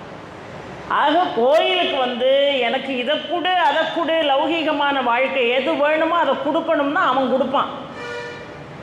இறை சிந்தனை என்பது, இறை பக்தி என்பது கேட்டு பெறக்கூடிய விஷயம் இல்லை. இங்கே எதுவுமே கேட்க வேண்டாம், உங்களுக்கு என்ன செய்யணும்னு அவனுக்கு தெரியும். அதனால தான் நம்முடைய சைவமும் சரி வைஷ்ணவமும் சரி சரணாகதி தத்துவத்தை அழுத்தமாக ஆளுமையோடு சொன்னதுக்கு காரணம் என்னன்னா, அந்த சரணாகதி தத்துவத்தின் மீது அளவு கடந்த நம்பிக்கை வாழ்க்கையில் இருக்கணும். அது இருந்தால் மட்டும்தான் தெய்வத்தினுடைய அனுகிரகத்தை நாம் நிச்சயமாக பெற முடியும் பெரியோர்களே. அந்த மனோ வலிமையை, அந்த மன திடத்தை நமக்கு தரக்கூடிய எத்தனையோ ரூபகரணங்கள் இருக்கிறது. இப்போ முருகனை ஒருத்தன் இறுக்கி பிடிக்கும் அப்படின்னா, எல்லாமே எனக்கு நீதான்ப்பா, இந்த உலகத்தில் என்ன நடந்தாலும் சரி, எப்பேற்பட்ட பிரளயம் வந்தாலும் சரி, எனக்கு நீ இருக்க, எனக்கு எந்த கவலையும் இல்லை, ஆழமாக நம்பணும். இப்போ என்னுடைய கிளாஸ்மேட்டு 8th நாங்கள்லாம் ஒன்று போல் படிக்கிறோம். இங்கே உட்கார்ந்துருக்கா பாருங்கள் சசிகலா, சாதாரணமான பெண்மணி அல்ல, பயங்கரமான சிவ பக்தை. இந்த கால் ரெண்டும் தேஞ்சே போயிருக்கும் அவளுக்கு. காலையில் ஒரு தடவை சிவன் கோயிலுக்கு நடக்க வேண்டியது, சாயங்காலம் ஒரு தடவை சிவன் கோயிலுக்கு நடக்க வேண்டியது. சிவன்கிட்ட தன்னை முழுமையாக அர்ப்பணிக்கக்கூடிய ஒரு நிலை இந்த வயதில் இருக்குன்னு சொன்னால், அவர்களையெல்லாம் சுவாமியாக நினச்சி நாமெல்லாம் கையெடுத்து கும்பிடணும். சும்மா மேலே இருந்த வாரியார் ஏதோ மந்திரத்தை வாய் சொல்லிட்டு மனசு எங்கேயோ இருக்கிறதுக்கு பேர் பக்தி இல்லை. 2 நிமிஷம் உட்கார்ந்து மந்திரத்தை சொன்னால் கூட ஆழமாக அதை என்ன செய்ய வேண்டும், சொல்ல வேண்டும் பெரியோர்களே. அப்படி ஒரு பக்தி மார்க்கத்திலே தன்னை இணைத்து கொண்டிருக்கிறார்கள் என்று பார்க்கின்ற பொழுது, இதெல்லாம் மற்றவங்களுக்கு ஒரு பெரிய இன்ஸ்பிரேஷன். இதெல்லாம் மற்றவங்களுக்கு இது ஒரு பெரிய இன்ஸ்பிரேஷன். ஒரு கோயிலுக்கு போகிறோம், அந்த கோயிலில் எடுத்த படங்கள் எல்லாம் உடனே நம்முடைய நண்பர்களுக்கெல்லாம் அனுப்புகிறோம்னா, நான் இவ்வளோ பெரிய கோயிலுக்கு, நீ போக முடியாத கோயிலுக்கு நான் போயிட்டு வந்துட்டேங்கிறத காட்டுறதுக்கு இல்லை. நான் அனுபவித்த அந்த இன்பத்தை நீயும் அனுபவி. இந்த மாதிரி ஆலயங்கள் எல்லாம் இருக்குது, நீங்கள் எல்லாம் போய் வழிபாடு பண்ணுங்க, புண்ணியம் தேடுங்க அப்படின்னு மற்றவனுக்கு நான் ஒரு இன்ஸ்பிரேஷனாக இருக்கணும். அதுதான் உண்மையான வாழ்க்கை. ஆக வல்லமை தாராயோன்னு நேராக சுவாமிகிட்ட கேளுங்க. இந்த ராமநவமி விழாவை கொண்டாடுறமே இவ்வளோ அழகா, ராமனை போல் இந்த உலகத்தில் துன்பத்தை அனுபவிச்சவன் எவனாவது இருக்கானா? யோசித்து பாருங்க, யாராவது இருக்கானா? தசரதனுக்கு அவன் மைந்தனாக பிறந்தான், எவ்வளவு வசதி வாய்ப்புகளோடு வாழ்ந்திருக்கலாம். ஆனால் அவனுடைய ஆரம்ப காலத்திலிருந்து அவனுடைய நிறைவு காலம் வரைக்கும் துன்பத்தை தவிர ராமன் இன்பத்தையே அனுபவிக்கலை. ஆனால் எந்த இடத்துலையும் அவனுக்கு கோபம் வரல, எந்த இடத்துலையும் அவனுக்கு ஆத்திரம் வரல. எங்கேயுமே இது நமக்கு கிடைக்கலையேங்கிற எண்ணம் கொஞ்சம் கூட ராமனுக்கு இல்லை. கல்யாணம் பண்ணி கொடுத்தாங்க, கல்யாணம் பண்ணினா கொஞ்ச நாள் மனைவியோடு இருந்தான், மனைவியை பிரிஞ்சான், வாழ்க்கை முழுதும் கஷ்டம் கஷ்டம் கஷ்டம் கஷ்டம். ராமனே சில இடங்களில் தன்னை மறந்து துக்கத்திலே ஆழ்ந்திருக்கிறான். கண்ணீர் வடித்திருக்கக்கூடிய இடங்கள் எல்லாம் ராமகாதையில் இருக்கிறது. ஏன் அப்போ அவன் அழுதான் அப்படின்னு கேட்டால், மானுட ரூபம் எடுத்த காரணத்தினால் மானுடனுடைய இயல்பு அவனோடு ஒட்டி கொண்டது என்று பாடப்படுகிறது. அவ்வளவு வாழ்க்கையில் துன்பத்தை அனுபவிச்சாலும் கடைசி வரைக்கும் துன்பம். லவகுசன் பிறப்புக்கு அப்புறம் கூட துன்பம். வாழ்க்கையில் துன்பம் இல்லாத நாளே ராமனுக்கு இல்லை.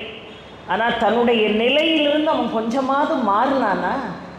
ஏதாவது ஒரு நிலையில் எந்த விஷயத்துலையாவது ஒரு காம்ப்ரமைஸ் பண்ணிக்கிட்டானா? இல்லவே இல்லை. தன் நிலை உணர்ந்து வாழ்ந்த ஒரு வாழ்க்கை நமக்கெல்லாம் எப்படி ஒரு வழிகாட்டியோ, ராமனை போல 100% நம்மளால் வாழ முடியாட்டாலும் ராமநாமத்தை சொல்கிறவனுக்கு ஒரு 10% வாழ்க்கையில் ஒழுக்க நெறிமுறைகள் சிந்தனைகள் நேர்த்தியானதாக இருக்கணும். பேதமில்லாத சிந்தனை இருக்கணும். எல்லாரும் சமம் என்கின்ற சிந்தனை இருக்கணும். பக்தி மார்க்கத்திற்கு எல்லாரையும் அழைத்து, சில பேர் கோயிலுக்கு போனால் கூட யாரையாவது கூட்டிகிட்டு போக மாட்டாங்க, பார்த்துருக்கீங்களா? அந்த கோயிலுக்கு போகிறேன்னு சொல்லிடாத அப்படிம்பாங்க. அது பக்தி இல்லை. உங்களால் முடிஞ்சது 4 பேரை கோயிலுக்கு கூட்டிகிட்டு வாங்க. உங்களால் முடிஞ்சது விஷ்ணு சஹஸ்ரநாமம் பாராயணம் பண்ணுறாங்களா, கோயிலுக்குள்ளே பஜனை மடத்துக்குள்ளே பாராயணம் நடக்கு, நீங்களும் வாங்கன்னு 4 பேரை கூட்டிகிட்டு வந்து பாராயணம் பண்ண வைங்க. சமஸ்கிருதத்தை சொல்ல தெரியலையா, மற்றவங்களுக்கு நீங்கள் அதை டீச் பண்ணுங்கள். சொல்ல சொல்ல சித்திரமும் கைப்பழக்கம், செந்தமிழும் நாப்பழக்கம், அந்த மாதிரி எப்பேற்பட்ட ஒரு மொழியையும் நாம் முயற்சி பண்ணால் என்ன செய்ய முடியும்? கற்றுக்கிட முடியும். அப்படி ஒரு அருமையான ஒரு ஆலயம் உங்களுக்கு இந்த இடத்துல மிக பிரசித்தி பெற்ற ஒரு ஆலயம் இருக்கிறது. இந்த ஆலயத்தில் நீங்கள் எல்லாம் என்ன செய்யணும்? எனக்கு வல்லமையை கொடுன்னு கேட்கணும். வல்லமையை கொடுன்னு கேட்கணும். ஒரு சின்ன துன்பம் வந்தாலே சுவாமி அவ்வளோ கிரிட்டிசைஸ் பண்ணுறோமே நம்ம. நான் எப்படி வாழ்ந்தார்கள் என்பதற்கு ஒரு உதாரணம் சொல்கிறேன். ரொம்ப அழகாக ஐயா சொன்னாங்க. சமீபத்தில் தான் நான் அகோபிலம் போயிட்டு வந்தேன். என் வாழ்க்கையில் இப்படி ஒரு சன்னிதானத்துக்கு நான் போவேன்னு கனவுல கூட நான் நினைக்கல. எப்படி நம்ம இங்கெல்லாம் போக முடியும்? அகோபிலம் யாரோ கூப்பிட்டாங்க, சரி வாரேன்னு சொல்லிட்டேனே தவிர, அது இப்படி கொடுமையான ஒரு காட்டுக்கு உள்ள மலை மேலே 1000 படி 600 படி 400 படி ஏறி போகணுங்கிற விஷயமே தெரியாது. அகோபிலத்தில் 9 நரசிம்மர் இருக்காருன்னு தெரியும். ஆனால் அந்த அகோபில பயணம் இவ்வளவு கடினமானதாக இருக்குங்கிறதே தெரியாது. அகோபிலத்துக்கு கூப்பிடுறதுக்கு முன்னாடி ஒரு விஷயம் நடந்தது. நான் என்னுடைய தோழிகள் எல்லாம் காஞ்சிபுரத்தில் நந்தவனம்னு சொல்லி இந்த ஓல்ட் ஏஜ் பீப்புள் எல்லாம் இருக்கக்கூடிய ஒரு அற்புதமான, அது நந்தவனம் இல்லை, அது கோயில். அப்பேற்பட்ட ஒரு இடத்துக்கு நாங்கள் வருடந்தோறும் அங்கே போய் பேசிட்டு இந்த முதியோர்களோடெல்லாம் அந்த கலை நிகழ்ச்சிகளில் கலந்துட்டு ரொம்ப சந்தோஷமாக வருவோம். அதை நடத்தக்கூடிய அந்த ஃபவுண்டர் பேர் மகா கணபதினு பேர். ரொம்ப அற்புதமான ஒரு மனிதர். வாழ்க்கையில் அது மாதிரி மனிதர்கள் எல்லாம் சந்திக்கிறது இந்த கலியுகத்தில் ரொம்ப அபூர்வம். அதனால் நேராக அங்கே போயிட்டு அங்கே நாங்கள் தங்கிட்டு நிகழ்ச்சியெல்லாம் முடிந்த பிறகு பக்கத்தில் ஒரு 60 கிலோமீட்டர் தான் சோழிங்கர் இருக்குது. சோழிங்கர் போவோம்னு என்னுடைய தோழிகள்கிட்டலாம் சொல்லி நாங்கள்லாம் மறுநாள் காலையிலே புறப்பட்டு சோழிங்கர் போயிட்டோம். சோழிங்கர் 7 மணிக்கு போயிட்டோம். ஆனால் அந்த பெஞ்சுக்கு டிக்கெட்டு 9 மணிக்கு தான் என்ட்ரன்ஸ் கொடுப்பேன்னு சொல்கிறாங்க. 2 மணி நேரம் நின்றுருக்கோம். உட்கார்ந்தோன்னு வைங்களேன், அந்த இடம் போயிடும். 2 மணி நேரம் காலம் அவ்வளோ பயங்கரமாக வலிக்கு. நரசிம்மா நரசிம்மா நரசிம்மா நரசிம்மா அப்படின்னு சொல்லிட்டு ஒரு காஃபி கூட குடிக்காமல் 7 மணிலேருந்து 9 மணி வரைக்கும் இருந்து சோழிங்கர் போயிட்டு வந்தோம். சோழிங்கர் போயிட்டு அவர் ஏன் கூப்பிட்டாரு, எதுக்கு கூப்பிட்டாருன்னு தெரியல. எதுவுமே நம்முடைய கையில் இல்லை பெரியோர்களே. அதுதான் இன்றைக்கி தலைப்பே. யார் கூப்பிட்டா எதுக்கு கூப்பிட்டா நமக்கு தெரியாது. சோழிங்கர் போய் நாங்கள்லாம் தரிசனம் பண்ணிட்டு வந்தோம். நரசிம்மர் தரிசனம் பண்ணிட்டு வெளியே வாரோம். பக்கத்தில் ஆஞ்சநேயர் மலை மேலே ஆஞ்சநேயர் இருக்கார். 450 படின்னு போட்டிருந்தது. இதெல்லாம் கற்பனையில் தான் குடுகுடுன்னு படியில் ஏறி நம்மளால் போக முடியும். ஐயோ 450 படி போட்டிருக்கே அப்படின்னு. அதில் ஒரு தோழி புத்திசாலித்தனமாக, நான் கீழே இருந்தே ஆஞ்சநேயரை வேண்டிக்கிட்டேன், நான் வரலை அப்படின்ட்டாங்க. நான் பார்த்தேன், நம்ம நடந்து போவோம். அந்த வயசான காலத்தில் நம்ம சுவாமி என்ன நினச்சான்னு, நமக்கு எதிர் வாழ்க்கையில் நடந்தான்னு அப்படின்னு நான் ஜோதி செல்வலதா 3 பேரும் படியில் கையில் ஒரு குச்சி கொடுத்துட்டாங்க. ஏறி போகிறோம். 10 படி கூட ஏற முடியல. அவ்வளோ ஒரு கஷ்டமான பயணமாக இருக்குது. ஆனால் ஆஞ்சநேயா மனோஜபம் மாருததுல்ய வேகம் ஜிதேந்திரியம் புத்திமதாம் பரிஷ்டம் வாதாத்மஜம் வானர யூத முக்கியம் ஸ்ரீ ராமதூதம் சிரசா நமாமின்ட்டு சும்மா வார நம்முடைய தோழிகள்கிட்ட இந்த மந்திரத்தை சொல்லிக்கிட்டே வாங்கண்ணே. நல்ல பிள்ளை ஜோதி. அவள் சொன்னால் என்னால் படியே ஏற முடியல, மூச்சு வாங்குது, இதில் நான் எங்கே மந்திரத்தை சொல்லிட்டு வரேன். சரி இவ்வளோ பெரிய மந்திரம் சொல்ல வேண்டாம், ராமா ராமா ராமா ராமான்னு சொல்லிகிட்டே போகிறோம். எப்பேற்பட்ட ஒரு அதிசயம். இதுக்கு மேலே எங்களால் ஏறவே முடியாது. இன்னொரு 150 படி இருக்குது. ஏறவே முடியாதுங்கிற அளவுக்கு மூட்டு காலெல்லாம் அந்த கிராம்ஸ் பிடிச்சி இழுக்குது எங்களை. என்ன செய்யன்னு தெரியல. ராமா இவ்வளோ தூரம் வந்துட்டோம்ப்பா, ஆஞ்சநேயா எங்களை கூப்பிட்ருங்கப்பா. பின்னாடி இடந்து ஒரு 4 குரங்கு எங்களை விரட்டுச்சு பாருங்க. விரட்டுன்னு விரட்டி மேலே கொண்டு எங்களை விட்டுட்டு போயிட்டுங்க. சத்தியமாக நடந்த உண்மை. கையில் இருக்க கம்பு தண்ணி பாட்டில் எல்லாம் தூக்கி வீசிட்டு எம்மா ஐயான்னு சத்தம் போட்டுட்டு பார்க்க படியில் நிற்கும். அப்போ ஆஞ்சநேயர் எவ்வளோ பெரிய ஒரு அனுகிரகம் பண்ணி அந்த குரங்கு ரூபத்தில் எங்களை பூரா ஒத்த நிமிஷத்தில் 150 படி ஒரே நிமிஷத்தில் போய் விட்ட மாதிரி எங்களை கொண்டு போய் அங்கே நேராக நிறுத்தி அங்கேயும் போய் ஒரு 15-20 நிமிஷம் பூஜைக்காக காத்திருக்க வேண்டிய நிலைமை. வெயில்னா வெயில், அப்படி ஒரு வெயில். காத்திருக்கோம். எப்பொழுதுமே கோயிலுக்கு போன உடனே ரொம்ப சௌகரியமாக தரிசனம் கிடைக்குன்னு மட்டும் தயவுசெய்து நினைக்காதீங்க. காத்து கிடந்து தரிசனம் கிடைச்சாதான் அதில் பலன் ரொம்ப அதிகம். கால்கடுக்க நிற்கணும், மலையேறி போய் சுவாமியை பார்க்கணும். அதனால தான் படிப்படியாய் மலையிலேறி பக்தி செய்தால் துன்பமெல்லாம் பொடிப்பொடியாய் நொறுங்குதடி ராமாரின்னு கண்ணதாசன் கிருஷ்ணகானத்தில் எழுதுவார். இந்த படியேறி போகிறதுக்கு அவ்வளோ விசேஷம் இருக்குது. எப்படி போனோம் என்ன ஏது ஒன்றுமே தெரியல. அங்கே போய் ஒரு 1/2 மணி நேரம் காத்து கிடந்து சுவாமியை அவ்வளோ அருமையாக தரிசனம் பண்ணோம். திரும்ப சுவாமியை பார்த்தோம். அது முடிய இந்த 2 ஸ்தலங்களும் முடிய அடுத்தாப்பில் திருப்பூரில் புஷ்பா அம்மான்னு ஒரு அருமையான ஒரு தாய் ரூபத்தில் ஒரு அம்மா இருக்காங்க. அவங்க தான் யாருமே மனிதன் நேரடியாக சொல்கிறான்னா அது மனிதனுடைய வாக்கு இல்லை, தெய்வத்தினுடைய வாக்கு. நான் நிகழ்ச்சிக்கு போன இடத்துல அம்மா நாளைக்கு உங்களுக்கு நிகழ்ச்சி இருக்கான்னாங்க. இல்லைம்மான்னு, வாங்க நம்ம 2 பேரும் புறப்பட்டு நாமகிரிக்கு போவோம்னாங்க. ஆஞ்சநேயர் கோயில் நாமக்கல்லுக்கு தான் நாமகிரி மலை என்று பேர். வாங்க அங்கே போய் தரிசனம் பண்ணுவோம். கரும்பு திங்க என்ன கூலியா? அவங்க காரில் நல்லா ஏசியை போட்டுட்டு கூடயே அம்மா கூட்டிகிட்டு போயிட்டாங்க. ஆஞ்சநேயரை பார்த்துட்டு நாமகிரி தாயாரை பார்த்துட்டு அங்கே உள்ள நரசிம்மரை பார்த்தா அடே அப்பா, சாதாரணமான ஸ்தலம் அதல்ல. யாராவது இந்த நாமகிரிக்கு போனீங்கன்னா ஆஞ்சநேயரை மட்டும் பார்த்துட்டு வந்துடக்கூடாது. ஆஞ்சநேயரை பார்த்தா கண்டிப்பாக நரசிம்மரை பார்க்கணும். நரசிம்மரை பார்த்துட்டிங்கன்னா கண்டிப்பாக ஆஞ்சநேயரை பார்க்கணும். அதனால தான் அந்த கோயில்கள் ஏத்தாப்பில் இருக்குது. அங்கே போனீங்கன்னா நரசிம்மருடைய ரூபத்தில் அந்த விரல் நகங்கள் இருக்குது பாருங்க, அது ரொம்ப அருமையாக மைன்யூட்டாக நம்ம பார்க்கக்கூடிய அளவுக்கு ரொம்ப அழகாக இருக்கும், ரொம்ப கூர்மையாக இருக்கும். அந்த நகஸ்துதி என்று ஒன்று இருக்கிறது நரசிம்மருக்கு. அந்த நகஸ்துதி தெரிந்தவர்கள் பாராயணம் செய்யலாம். தெரியலையா ஒன்றும் பிரச்சனை இல்லை. ஓம் நரசிம்ஹாய நமக்கு, அவ்வளவுதான். போய் 2 சுவாமியை பார்த்துட்டு வந்தோம். என்ன சொன்னால், நரசிம்மர் வழிபாட்டிற்கு மட்டும் ஒரு பழமொழி இருக்கிறது பெரியோர்களே. நாளை என்பது நரசிம்மனுக்கு இல்லை என்று பழமொழி இருக்கு. இன்றைக்கி ஒரு வேண்டுதலை போய் கேட்டிங்கன்னா சரி நாளைக்கு பார்க்கலாம் அப்படின்னு சொல்லவே மாட்டாராம். உடனே அதை நிறைவேற்றி கொடுக்கக்கூடிய ஒரு அற்புதமான ரூபம் எது என்று கேட்டால் நரசிம்மர் ரூபம். ஆனால் உடனே நடக்கக்கூடிய அளவுக்கு உங்களுடைய வேண்டுதல்கள் நியாயமானதாக இருக்கணும். அதுக்குன்னு தேவையில்லாத விஷயத்தை கேட்டவுடனே நரசிம்மர் நினச்சி உடனே உங்களுக்கு செஞ்சு கொடுக்க மாட்டார். சம்ஹாரம் பண்ணிட்டு போயிட்டே இருப்பார். ஆக மனசை சுத்தமாக வச்சுட்டு நரசிம்மர்கிட்ட ஒன்று கேட்டோம்னா நரசிம்மர் உடனடியாக அதை கொடுத்து விடுவார். அந்த நாமகிரி தரிசனத்தை முடிச்சுட்டு வந்த பிறகு தற்சமயமாக அமைது பாருங்கள், ஸ்ரீரங்கம் போகக்கூடிய ஒரு வாய்ப்பு வருது. ஸ்ரீரங்கம் கோயிலெலாம் எப்படி கூட்டமாக இருக்கும், என்னாலெல்லாம் 2 நிமிஷம் கூட நிற்க முடியாது. அந்த ஸ்ரீரங்கம் கோயிலுக்கு ஒரு அருமையான தம்பி கோவர்தனன்னு சொல்லி அன்னூரில் இருக்கார். அவர் அங்கே ஒரு அம்மா இருக்காங்க, அவங்கள ஏற்பாடு பண்ணி அம்மாவால் ரொம்ப நேரம் நிற்க முடியாது, தரிசனத்துக்கு கூட்டிகிட்டு போயிருங்கன்னு சொல்லி நானும் புஷ்பாமாவும் ரங்கநாதரை தரிசனம் பண்ண போகிறோம். அப்படி ஒரு அருமையான தரிசனங்க. கோடி ரூபா கொடுத்தாலும் அப்படியெல்லாம் தரிசனம் கிடைக்காது. அப்படி ஒரு அருமையான தரிசனம். எல்லா ஸ்தலங்களையும் பொறுமையாக பார்த்து, ராமானுஜருடைய சமாதியை பொறுமையாக பார்த்து அவ்வளோ தூரம் சுவாமி கும்பிட்டுட்டு வந்திருக்கோம். ஒரு 3 நாள் கூட ஆகலை. அம்மா உங்கள் ப்ரோக்ராம் ஷெட்யூல் என்னன்னு கேட்டாங்க புஷ்பாம்மா. நான் சொன்னேன், அம்மா எனக்கு அவங்க எதுக்கு கேட்காங்கன்னு தெரியாமல் டைரி எடுத்து பார்த்துட்டு, இல்லை நான் ஒரு 6-7 நாள் ஃப்ரீயாக தான் இருக்கேன், வேறு எதுவும் ஒர்க்கு இல்லைன்னு சொன்ன உடனே அகோபிலத்துக்கு டிக்கெட் போடுறேன் வாங்கம்மான்ட்டான். இந்த அகோபிலம்னா உண்மையாக சொல்கிறேன் பெரியோர்களே, அதை நான் 8ல் தான் படிச்சிருக்கேனே தவிர இவ்வளவு கடினமாக இருக்கும்னு சத்தியமாக தெரியாது. அம்மா வாங்கம்மான்னாங்க. அம்மா அங்கே ரொம்ப தூரம் நடக்கணுமா? அதெல்லாம் ஒன்றும் நடக்க வேண்டியதில்லைம்மா, வாங்கம்மா அப்படின்னு அங்கே போய் பார்த்தாடே அப்பா, வாழ்க்கையில் யாராவது அகோபிலம், இங்கே ஐயா ஒருத்தங்க அன்றைக்கி வந்திருந்தாங்க, வீடு தேடி வந்தாங்க.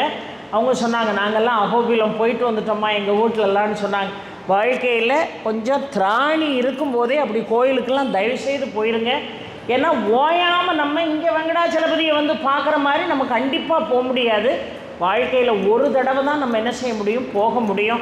அங்கே போன பிறகு தான் தெரியுது, அடடா தெரியாமல் வந்துட்டோமோ என்னமோ தெரியலையே, நம்மளால் நடக்க முடியாது போலையே அப்படின்ன உடனே அந்த தோழி தூக்குற பையன் இருக்கான் பாருங்க, அவன் தெரிஞ்சோ தெரியாமல் அவனுக்கு தெரிஞ்ச தமிழில், ஏன் கவலைப்படுறீங்க, நரசிம்மர் பார்த்துக்கிடுவாருன்னு.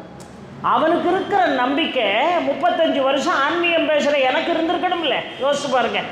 நரசிம்மர் பார்த்துக்கிடுவார் வாங்க அப்படின்னா கண்டிப்பாக நடக்க முடியாதுன்னு நாங்கள் ஒரு 3 பேர் மட்டும் 4 பேர் தோழியில் போவோம். அன்னைக்கு பார்க்க அந்த பெரம்புச்சேர் தோழி கிடையாது, அன்னைக்கு அந்த தொட்டில் தோழி தான் இருந்தது. அந்த தொட்டில் தோழியில் ஏறி உட்கார்ந்தா அந்த போகிற பாதை, இங்கே 2 பேர் போயிருக்காங்க, எவ்வளவு கடினமானது. மேலே ஒரு 5 நரசிம்மர் இருக்கார், கீழே ஒரு 4 நரசிம்மர் இருக்கார். இந்த அகோபிலம், மேல் அகோபிலம் கீழ் அகோபிலம், மேலே போனால் ஜுவாலா நரசிம்மர் இருக்கார், அகோபில நரசிம்மர் இருக்கார், மாலோல நரசிம்மர் இருக்கார், குரோட நரசிம்மர் இருக்கார், காஞ்சர நரசிம்மர் இருக்கார். இந்த 5 பேரையும் மேலே பார்த்துட்டு கீழே வந்தீங்கன்னு வைங்க, பார்க்கவ நரசிம்மர் இருக்கார், பாவன நரசிம்மர் இருக்கார், மிக அருமையாக யோகானந்த நரசிம்மர் இருக்காரு, சித்திரவட நரசிம்மர் இருக்காரு. இந்த 9 ஸ்தலங்களும் ஒருத்தன் வாழ்க்கையில் போயிட்டான்னு வைங்களேன், அவன் எந்த கரடுமுரடான வாழ்க்கைக்கும் தயாராகிடுவான். அவ்வளோ ஒரு மிக கொடிய ஒரு மலைப்பிரதேசம். கல் ஒன்று இவ்வளோ பெருசு, இடையில பாறைகள், இப்படி பாறை அப்படி பாறை, காடு. ஆனால் அப்பேற்பட்ட காட்டுக்குள்ள ஒரு பாம்பை கூட பார்க்கல, ஒரு பறவை சத்தம் கேட்கல, எந்த பிரச்சனையும் இல்லாமல் போய்கிட்டே இருக்கோம். ஒன்று மட்டும் சொன்னாங்க, அம்மா அப்பப்போ கொஞ்சம் இறங்கி நடக்கணுமா, டோலியில் முழு நேரமும் தூக்கிட்டு போக முடியாது, சில பாதைகள் குறுக்க நெடுக்க இருக்கும், அப்போ நீங்கள் இறங்கி தான் நடந்து வரணும். இதில் வேறு நான் போயிட்டு இருக்கும்போது சும்மா தானே இருக்கணும். அவன் தோளை திறந்து என்கிட்ட காட்டினான், ஏம்மா என் தோளை பாருங்கம்மான்னு காட்டினான். அப்படி காய்ப்பு பிடிச்சி போய் இருக்குது.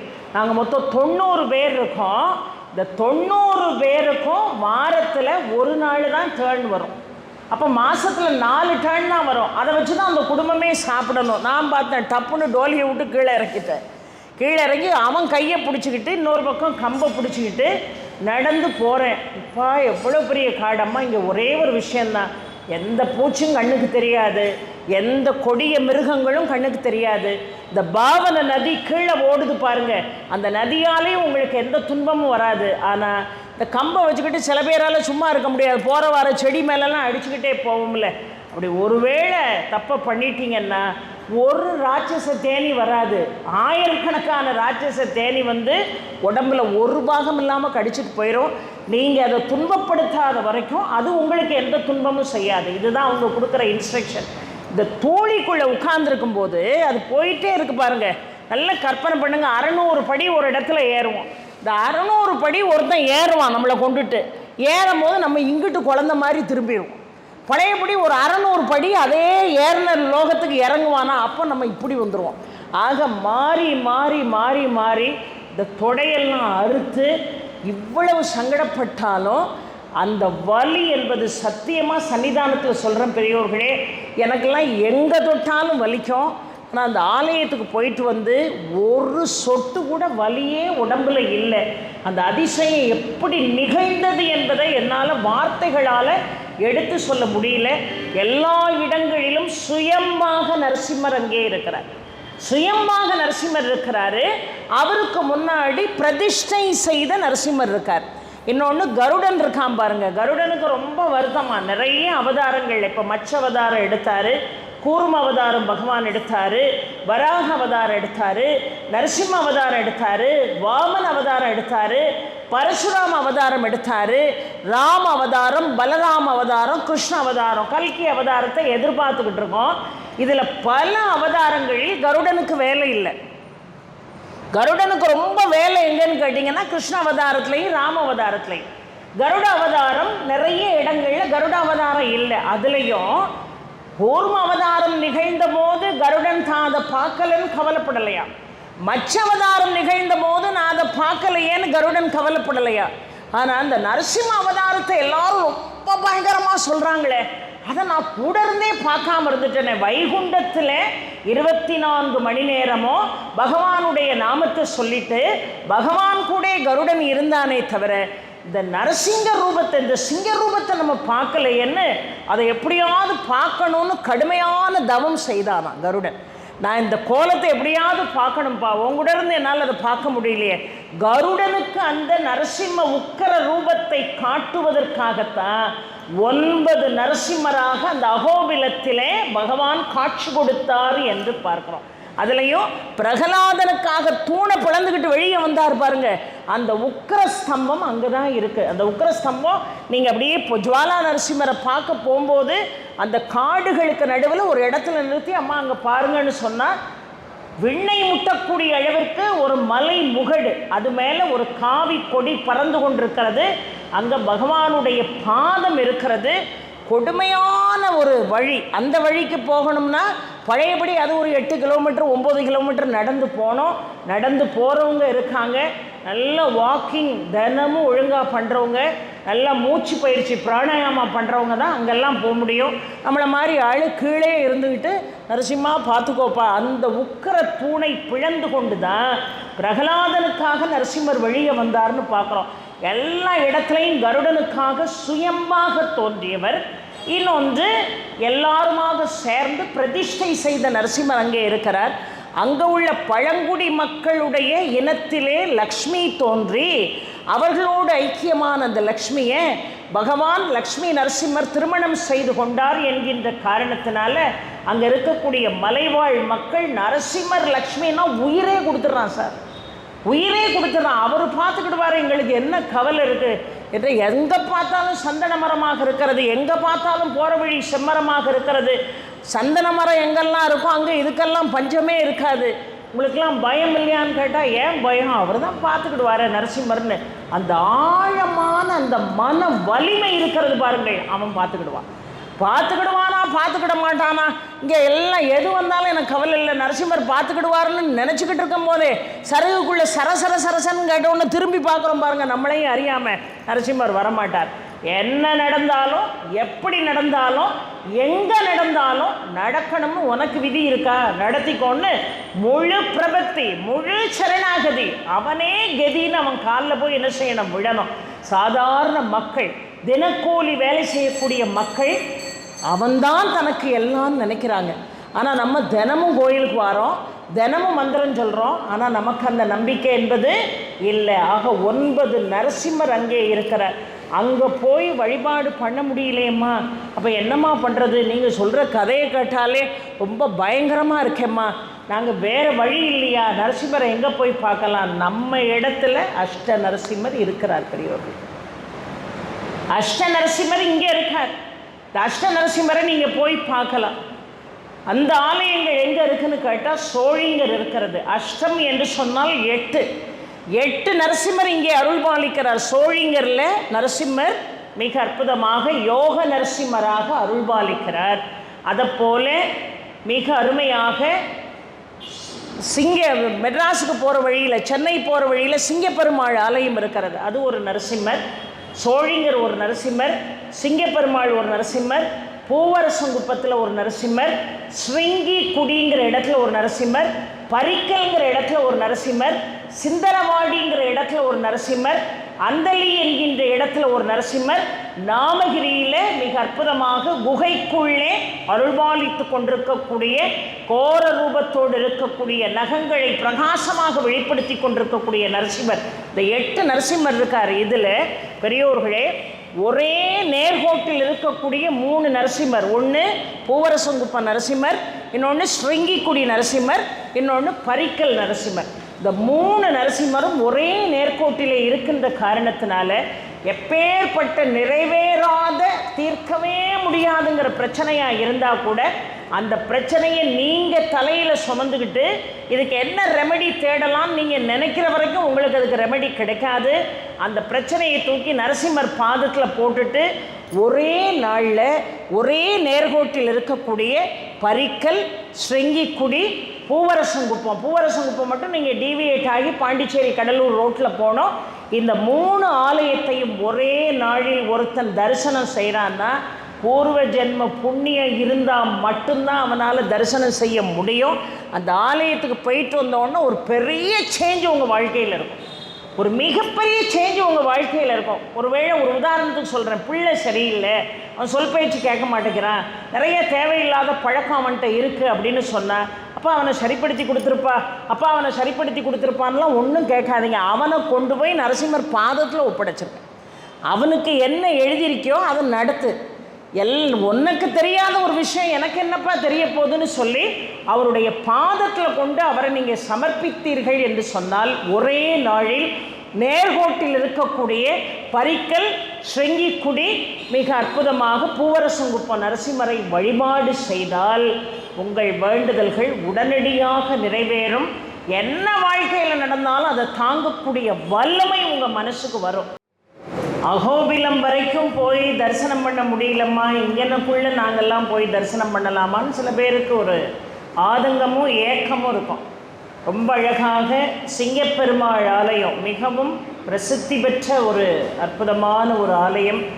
அந்த சிங்கப்பெருமாள் ஆலயத்தை தரிசனம் பண்ணலாம்.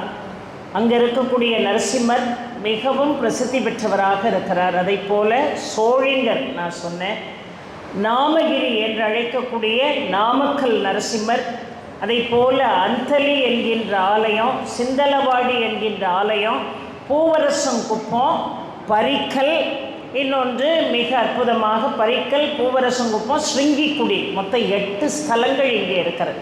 இந்த 8 ஸ்தலங்களையும் போய் தரிசனம் பண்ணாலே அகோபில நரசிம்மருடைய அனுகிரகத்தை நம்மால் பெற இயலும். இங்கே ஒரு சிறப்பு நீங்கள் என்னன்னு கேட்டிங்கன்னா, பூவரசங்குப்பம் நடுவில் இருக்குது. நான் சொன்னது பூவரசங்குப்பம், ஸ்ருங்கிக்குடி, பரிக்கல், இந்த சன்னிதானம் ஒரே நேர்கோட்டில் இருக்கிறனால ஒரே நாளையில் தரிசனம் செய்தால் மிகச்சிறப்பு நான் சொன்னேன். மொத்தம் 8 நரசிம்ம ஸ்தலங்கள் சொல்கிறேன் பாருங்க. அதில் பூவரசங்குப்பம் நடுநாயகமாக அமைந்திருக்கிறது. இந்த பூவரசங்குப்பத்தை சுற்றி தான் சோழிங்கர் இருக்கிறது, பூவரசங்குப்பத்தை சுற்றி தான் சிங்கப்பெருமாள் ஆலயம் இருக்கிறது, நாமக்கல் இருக்கிறது, சிந்தலாடி இருக்கிறது, மிக அற்புதமாக அந்தலி இருக்கிறது, பரிக்கல் இருக்கிறது, ஸ்ருங்கிக்குடி இருக்கிறது. இந்த நடுநாயகமாக பூவரசங்குப்பம் இருக்குது. மிச்சம் இருக்கக்கூடிய 7 நரசிம்ம ஸ்தலங்களும் சுற்றி இருக்கு. போய் வழிபாடு செய்வது என்பது சால சிறந்தது. ஏன்னா இந்த கலியுகத்தில் 2 பேரை நீங்கள் இருகலாக பிடித்து கொள்ளணும் உங்கள் பிரச்சனை தீர்றதுக்கு. ஒன்று கலியுக வரதனாக விளங்கக்கூடிய முருகப்பெருமான், இன்னொன்று கலியுக கொடுமைகளிலிருந்து நம்மை நீக்கக்கூடிய நரசிம்மர் வழிபாடு ரொம்ப சால சிறந்த வழிபாடு. ஏன்னு சொன்னால், யாருக்கெல்லாம் நவகிரகத்து மேலே நம்பிக்கை இருக்கோ அவர்களுக்காக நான் ஒரு செய்தி சொல்கிறேன். செவ்வாய் கிரகம் சரியாக இருந்தால் தான் உடம்பு ஆரோக்கியமாக இருக்கும், இரத்த சம்பந்தமான நோய் வராமல் இருக்கும். அந்த இரத்தத்துக்குரிய கிரகம் எதுன்னு கேட்டிங்கன்னா செவ்வாய். செவ்வாய் யாருக்கெல்லாம் சரியில்லையோ அவன் நித்திய கண்டம் பூர்ண ஆயுசுன்னு நீண்ட நாட்களாக கொடிய நோயோடு கிடந்து சிரமப்படுவாங்க. ஆக இந்த செவ்வாய்க்கு அதிபதியாக எப்படி முருகன் இருக்கிறானோ, செவ்வாய் கிரகத்துக்கு எப்படி முருகன் அதிபதியாக இருக்கிறானோ, அதை போல செவ்வாய் கிரகத்திற்கு அதிபதியாக இருப்பவன் நரசிம்மன். அந்த செவ்வாய்க்கிழமை தான் உங்களுக்கு செவ்வாய் கிரகம் சரியில்லைன்னா சரியான சொந்த வீடு அமையாது. செவ்வாய் கிரகம் சரியில்லைன்னா ஓயாமல் வாடகை விட்டு காலி பண்ண சொல்லிக்கிட்டே இருப்பான் ஓனர். செவ்வாய் கிரகம் சரியில்லைன்னு சொன்னால் சொந்த வீடு அமையாது. அதனால தான் எல்லாம் இன்றைக்கி முருகனுடைய ஆலயங்களுக்கு போகிறோம். அவர் தான் வீடு வாங்கி கொடுக்கணும் அப்படின்ட்டு முருகனுடைய ஆலயங்களுக்கு போகிறோம். என்ன பிரச்சனையாக, உடல் ரீதியான பிரச்சனை, செவ்வாய் தோஷமாக இருக்கலாம், செவ்வாய் கிரக பிரச்சனைகளாக இருக்கலாம், ஒன்று முருகனை இறுகி பிடிக்கணும். இல்லைன்னா செவ்வாய்க்கிழமை தோறும் நீங்கள் கன்னி மூலையில் 6 நெய் தீபம் ஏற்றி நரசிம்மரை வழிபாடு செய்தால் நரசிம்மருடைய அனுகிரகம் கண்டிப்பாக கிடைக்கும். பிரபத்தி கண்டிப்பாக பாடணும். அதனால தான் சொல்கிறேன், வைஷ்ணவம் மிக அழுத்தமாக சொல்கிறது சரணாகதி தத்துவத்தை. அதனால தான் நரசிம்மரை நினைத்து மாதா நரசிம்ஹ, பிதா நரசிம்ஹ, பிராதா நரசிம்ஹ, சகா நரசிம்ஹ, வித்யா நரசிம்ஹ, திரிவிணம் நரசிம்ஹ, சுவாமி நரசிம்ஹ, சகலம் நரசிம்ஹ, ஏதோ நரசிம்ஹ, பரதோ நரசிம்ஹ, ஏதோ ஏதோ யாகி ததோ நரசிம்ஹ, நரசிம்ஹா தேவாத் பரோ நகசித் தஸ்மா நரசிம்ஹம் சரணம் பிரபத்தியேன்னு பிரபத்தி பாடினாலே நரசிம்மர் வந்து நிற்பார். சமஸ்கிருதத்தில் தான் சொல்லணுங்கிறது இல்லை. எனக்கு அம்மாவும் நீ தான், எனக்கு அப்பாவும் நீ தான், எனக்கு தோழனும் நீ தான், என்னுடைய செல்வமும் நீ தான், என்னுடைய அறிவும் நீ தான், எங்கும் நீ தான், அங்கும் நீ தான், எங்கும் நீ தான், நரசிம்மா நீ தான் என்னை காப்பாற்றணுங்கிறது தான் இந்த மந்திரத்தினுடைய சாராம்சம் என்று பார்க்குறோம். ஏன் இதை சொல்கிறேன்னு சொன்னால், எவ்வளோ பெரிய வல்லமை எனக்கு வேணும்னு இந்த வயசுலேயே நம்மளால் கேட்டு பெற முடியலையே. ஆனால் பிரகலாதனை பெரிய மனுஷனாக என்னைக்காவது நம்ம கற்பனை பண்ணி பார்த்துருக்கோமா? கிடையவே கிடையாது. பிரகலாதன்னு சொன்ன உடனே ஒரு 16 வயசு, ஒரு 18 வயசு அவனை என்னைக்காவது கற்பனை பண்ணியிருக்கோமா? இல்லை. குழந்தை ரூபத்தில் தான் பிரகலாதனை நாம் கற்பனை செஞ்சுருக்கோம். இந்த பிரகலாதன் தந்தையார் இறைவனுக்கு எப்பொழுதுமே எதிரானவன். நாராயண நாமம் சொன்னாலே இரணியகசிப்புக்கு பிடிக்காது. ஏன் இரணியகசிப்புக்கு பிடிக்கல அப்படின்னு கேட்டால், இரணியகசிப்பினுடைய கூட பிறந்த தம்பி தான் இரணியாட்சன் என்று பார்க்குறோம். இந்த இரணியாட்சனும் பிரம்மாவிடமிருந்து மிக அற்புதமான வரங்களை எல்லாம் பெற்று அந்த வரங்களை துஷ்பிரயோகம் செஞ்சால் அவனுடைய ஆணவம் தலைக்கு ஏறிச்சு. யாருக்கு? இரணியகசிப்பினுடைய தம்பி இரணியாட்சன். இதில் எந்த குழப்பமும் உங்களுக்கு இருக்கக்கூடாது. இரணியாட்சன் என்பவன் தம்பி. இரண்யகசிபு என்பவன் அண்ணனுடைய பிள்ளை தான் பிரகலாதன். இந்த இரண்யாக்ஷன் என்ன பண்ணுனா, பயங்கர ஆணவத்தில் பூமியவே பாய் மாதிரி சுருட்டி பூமாதேவியோடு பல ஆண்டுகள் கொண்டு போய் பாதாளத்தில் வச்சிருந்தான். அதை மீட்பதற்காக வராக அவதாரம் எடுத்தான் இறைவன். இந்த வராக அவதாரம் தான் 3வது அவதாரம், இறைவன் எடுத்த வராக அவதாரம்.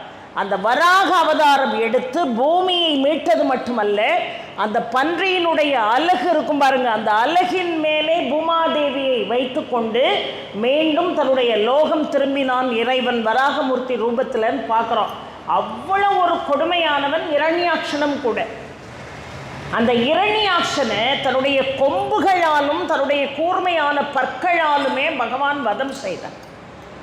தப்பு செய்கிறவனுக்கு வதம் தானே முடிவு. கூர்மையான பற்களாலும் கோர பற்களாலும் கொம்புகளாலும் என்ன செய்தார்? அவனை துவம்சம் செய்தார். அந்த ஆத்திரம், நம்மளுடைய தம்பியை இப்படி படுபயங்கரமாக இந்த நாராயணன் கொன்னுட்டானே அப்படிங்கிற ஆத்திரத்தில் நாராயண நாமத்தை எவனுமே உச்சரிக்கக்கூடாது.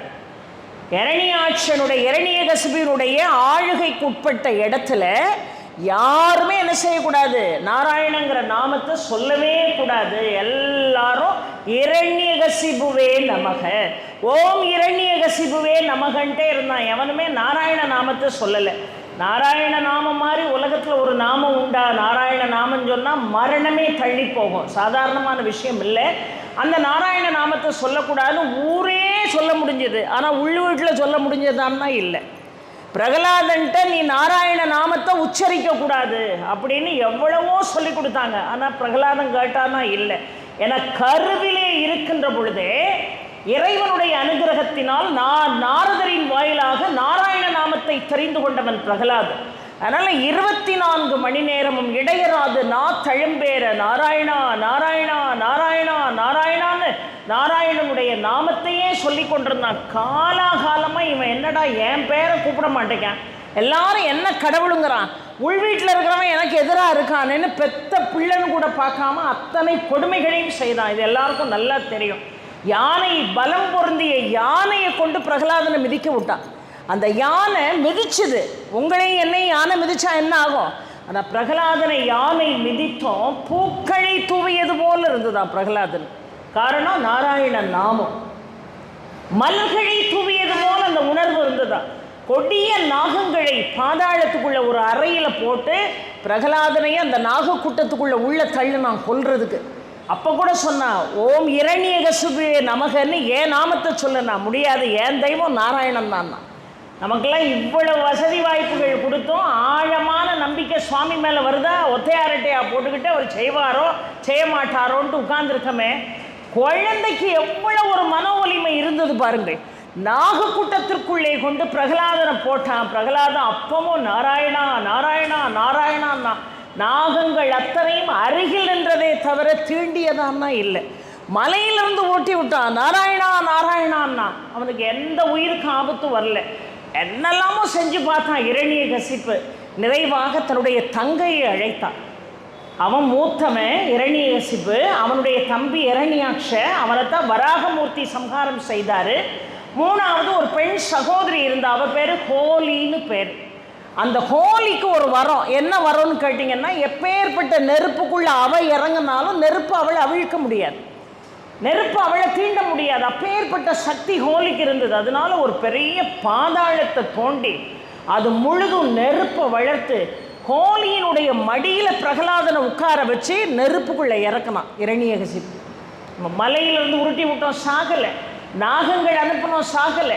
யானை அனுப்பினோம், சாகலை. இப்போ நெருப்புக்குள்ளே இவன் செத்தே ஆவான்னு சொல்லி ஹோலியை மட்டும் நெருப்பு என்ன செய்யாது, நெருங்காது. அதனால் ஹோலியினுடைய மடியில், சொந்த அத்தை மடியில் பிரகலாதனை உட்கார வச்சு நெருப்புக்குள்ள அப்படியே இறக்கணும் இரண்யகசிப்பு.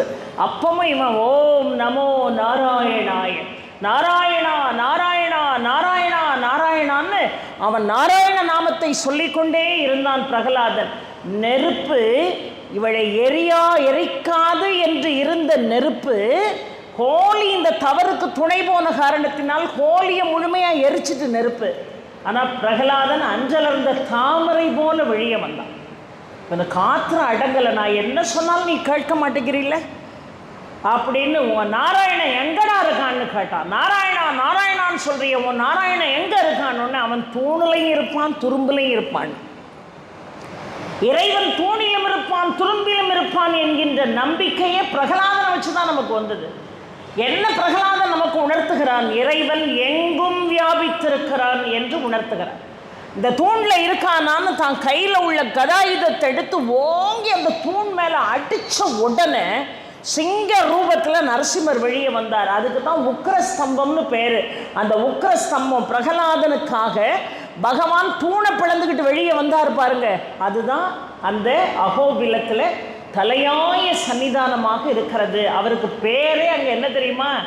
அந்த இடத்துக்கு 9 நரசிம்மர் வீற்றிருந்து அருள்பாலித்து கொண்டிருக்கக்கூடிய அந்த அகோபிலத்துக்கு புராண காலத்து பேர் என்னன்னு கேட்டிங்கன்னா சிங்கவேள் குன்றம் என்று பேர்.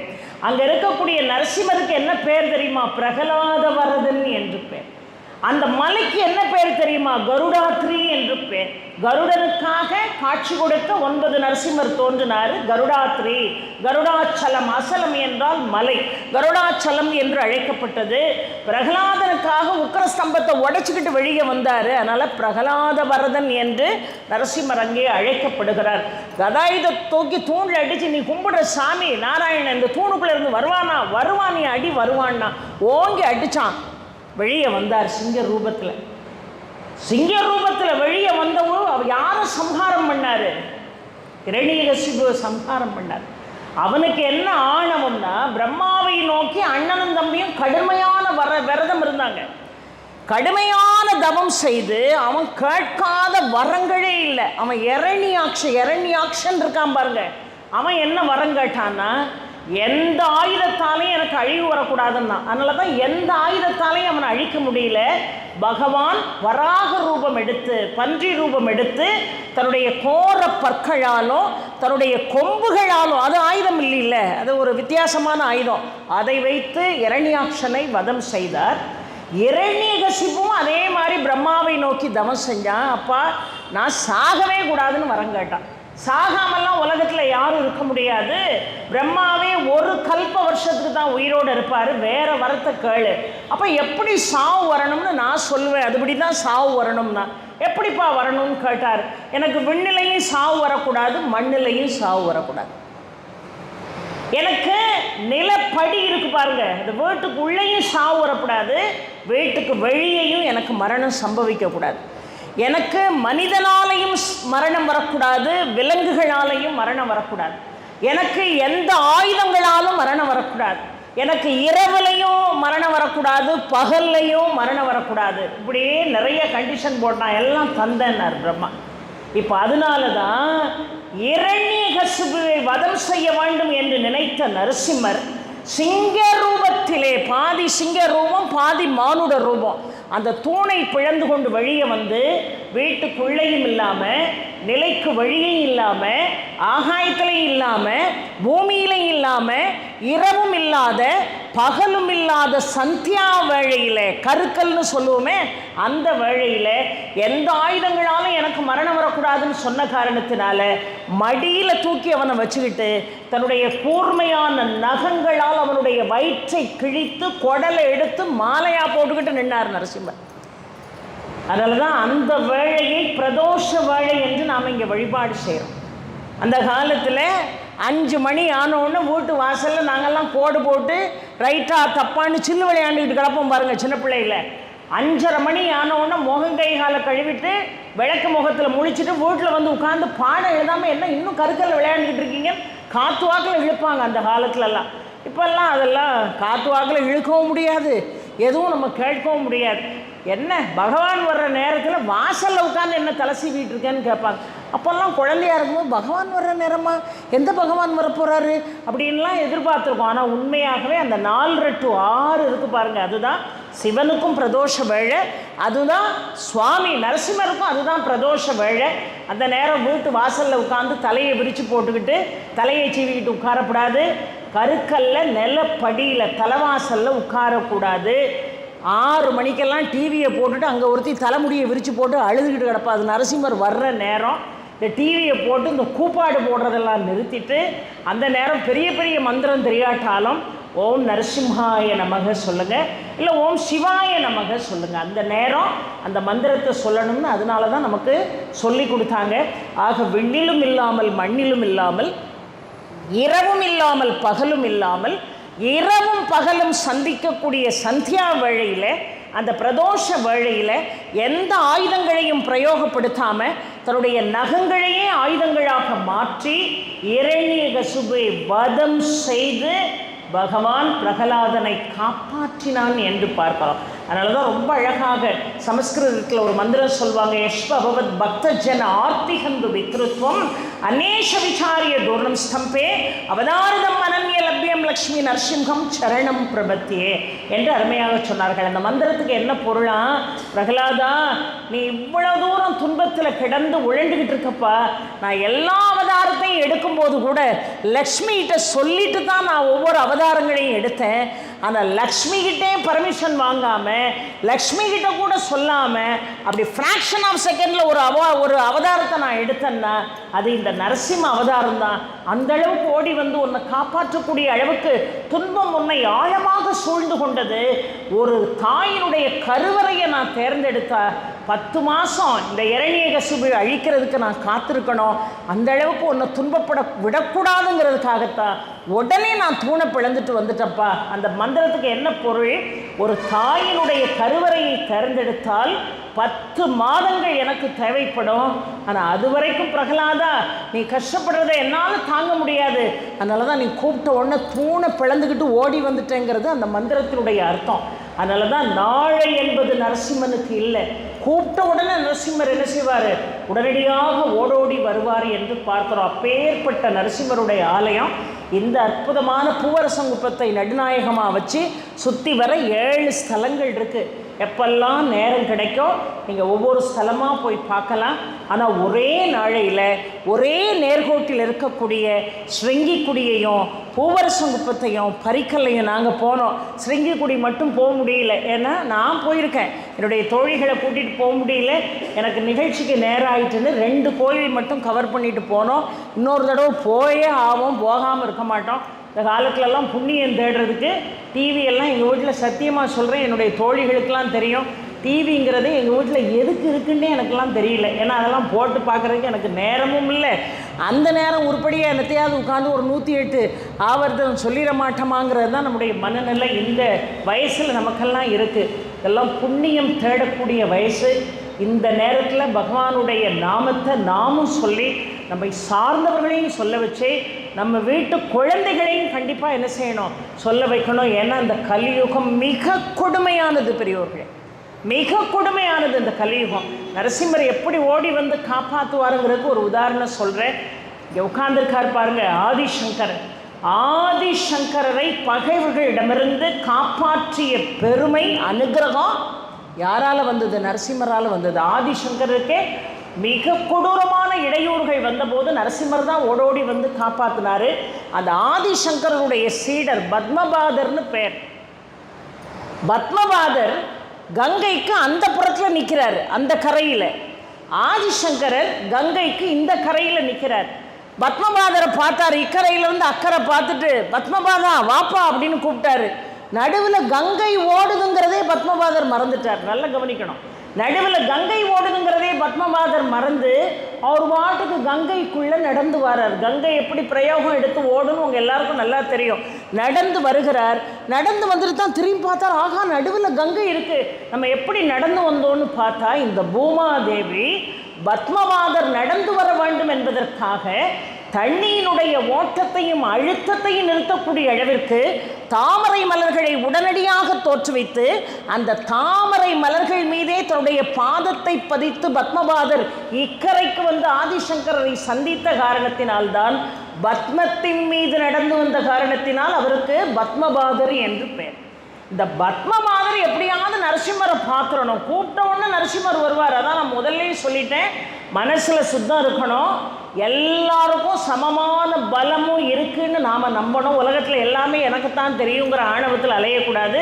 அந்த ஆணவம் இருக்கிற வரைக்கும் வாழ்க்கையில் எதுவுமே வாழ்க்கையில் என்ன செய்யாது, நடக்காது. ஏன்னு சொன்னால் திருகோஷி நம்பிகிட்ட போய் எல்லா உபதேசங்களையும் பெற வேண்டும் என்று ராமானுஜர் நினச்சாரு. ராமானுஜர் நேராக போனார். போய் நான் ராமானுஜர் வந்திருக்கேன்னாரு. உடனே நம்பி சொன்னார், செத்துட்டு திருப்பி வா அப்படின்ட்டார். திருப்பி ஒரு 4 மாதம் கழித்து நான் ராமானுஜர் வந்திருக்கேன்னாரு. செத்துட்டு திருப்பி வா அப்படின்னார்.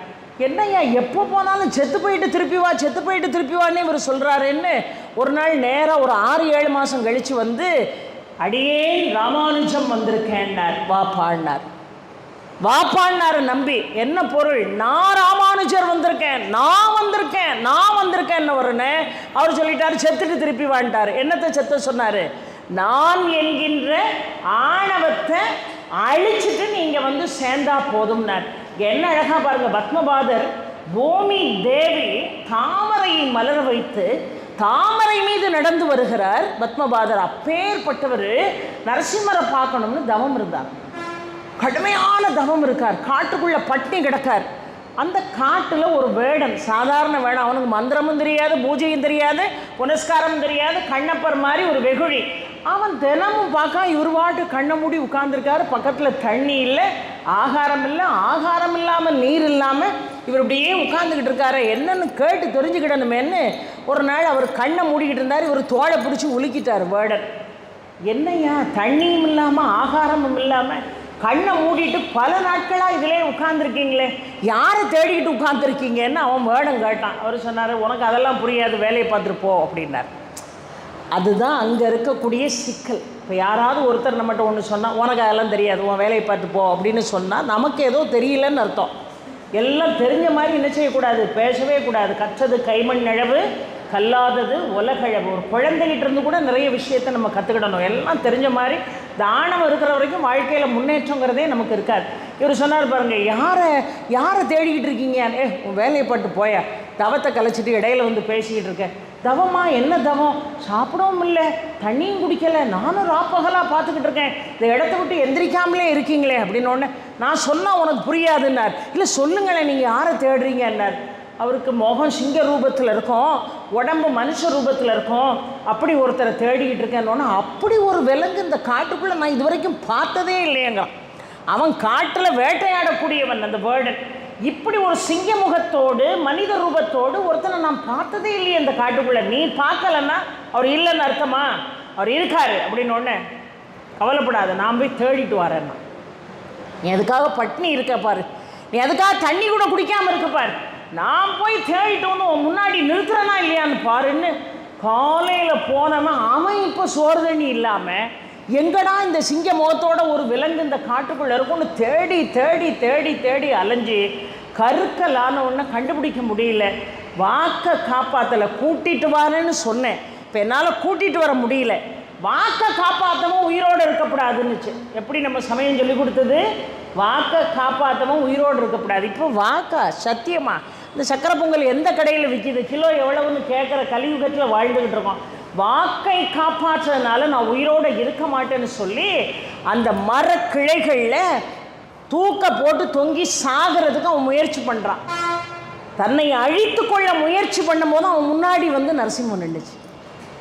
முன்னாடி வந்து நரசிம்மர் நின்னார். எப்பா என்னப்பா என் பக்தன், நீ சாகலாமா? நான் வந்துட்டேன்ப்பா, என்னை பாரு, என் மோகன் சிங்க ரூபமாக இருக்குது, உடம்பு மானுட ரூபமாக இருக்கா, நீ தேடின விலங்கு நான் தான், எதுக்காக என்ன தேடினார்? அங்கே ஒருத்தன் தண்ணி இல்லாமல் சோறு இல்லாமல் பல நாளாக தவம் இருந்துக்கிட்டு இருக்கான். ஐயா நீ வாட்டுக்கு இங்கே சுற்றிக்கிட்டு இருந்தான்னு அர்த்தம், வான்னு சொல்லி எங்கே இவன் தப்பிச்சு ஓடிடுவானோன்னு அந்த காட்டில் தொங்கிக்கிட்டு இருந்த கொடிகளெல்லாம் எடுத்து வர கெட்டுன்னு கயிறு மாதிரி கட்டி கரகரன்னு இழுத்துக்கிட்டு வரான். ஐயா நரசிம்மரை கரகரன்னு இழுத்துட்டு வரான். எப்பேற்பட்ட உக்கிரமான தெய்வம் அவர், சாதாரணமான தெய்வம் இல்லை. அவரை தரன்னு இழுத்துக்கிட்டு வந்து இவர் முன்னாடி நிறுத்தி, ஐயா நீ நம்ம சாப்பிடலாம், நீ நம்ம தண்ணி குடிக்கலாம், நீ இவ்வளவு நாள் தேடிக்கிட்டு இருந்த பாரு, அந்த சிங்க ரூபத்தில் உள்ள விலங்கை நான் கண்டுபிடிச்சிட்டேன், இந்த நிற்கிது பாருன்னா. அவன் கண்ணுக்கு தெரியுது, இவர் கண்ணுக்கு தெரியல. பத்மபாதர் கண்ணுக்கு தெரியல. ஏன்னா உனக்கு தவத்தை பற்றி என்ன தெரியும், உனக்கு தவம்னா என்ன தெரியும், உனக்கு வழிபாடுனா என்ன தெரியும், எல்லாம் தனக்கு தெரிகிற மாதிரி பத்மநாபர் இருந்தாலே பேசப்படாது. பத்மபாதராக இருந்தால் கூட பேசக்கூடாது. ஆதிசங்கரருக்கு சீடராக இருக்கிறவருக்கு அந்த ஆணவம் இருக்கக்கூடாதுங்கிறத நம்முடைய சமயம் தெளிவுபடுத்தியாச்சு. இந்த நிற்கிறார் பாருயா, என்னையா கஷ்டப்பட்டு பிடிச்சிட்டு வந்திருக்கேன், பார்த்துட்டு பேசாமல் இருக்கே, இந்த நிற்கிறார் பாரு, இந்த நிற்கிறார் பாரு, இந்த நிற்கிறது பாரு இந்த விலங்குன்னார். அவன் கண்ணுக்கு தெரியுதுயா, இவர் கண்ணுக்கு கடைசி வரைக்கும் தெரியல. அதற்கு பிறகு என்ன பைத்தியக்காரன் நினச்சியா? சும்மா அங்கேருந்து ஒரு கொடி அடியெல்லாம் சுற்றி கையோடு இழுத்துக்கிட்டு வந்து இதில் அவர் நிற்காருன்னா எனக்கு என்ன பைத்தியம் எழுதி ஒட்டியிருக்கான்னார். அப்போ அசரீரி காட்டுது, பத்மபாதா அவன் பொய் புகழவில்லை, அவன் உண்மையை தான் சொல்கிறான். உனக்கு தன்னம்பிக்கை 80% இருந்தது, அதில் ஒரு 20% குறைபாடு இருந்தது. என் மேலே உள்ள நம்பிக்கை உனக்கு 100% இல்லை. அதனால என்னுடைய ரூபத்தை உனக்கு காட்டலை. அவன் வேடனாக இருந்தாலும் அவனுக்கு மந்திரம் தெரியல, அவனுக்கு பூஜைன்னா என்னன்னு தெரியல. ஆனால் காலையிலேருந்து ராத்திரி வரைக்கும் நீ விரதம் இருக்கன்னா என்ன பார்க்கணுங்கிற நோக்கத்தில் விரதம் இருக்க. அவன் உங்ககிட்ட கொண்டு வந்து இந்த விலங்கை எப்படியாவது காட்டிடணுங்கிற நோக்கத்தில் காலையிலேருந்து பட்னி கிடந்து தேடினானே.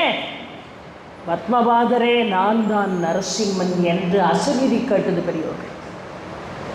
அவ்வளவு அனுகிரகவாதி, அவரை யாராலையும் அடக்க முடியாது.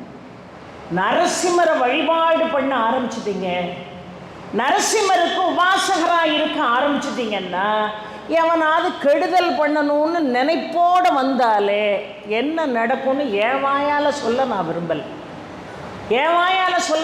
அதை பகவானுடைய பாதத்திலே நான் சமர்ப்பிக்கிறேன். நரசிம்மர் அவ்வளோ பவர்ஃபுல்லுங்க.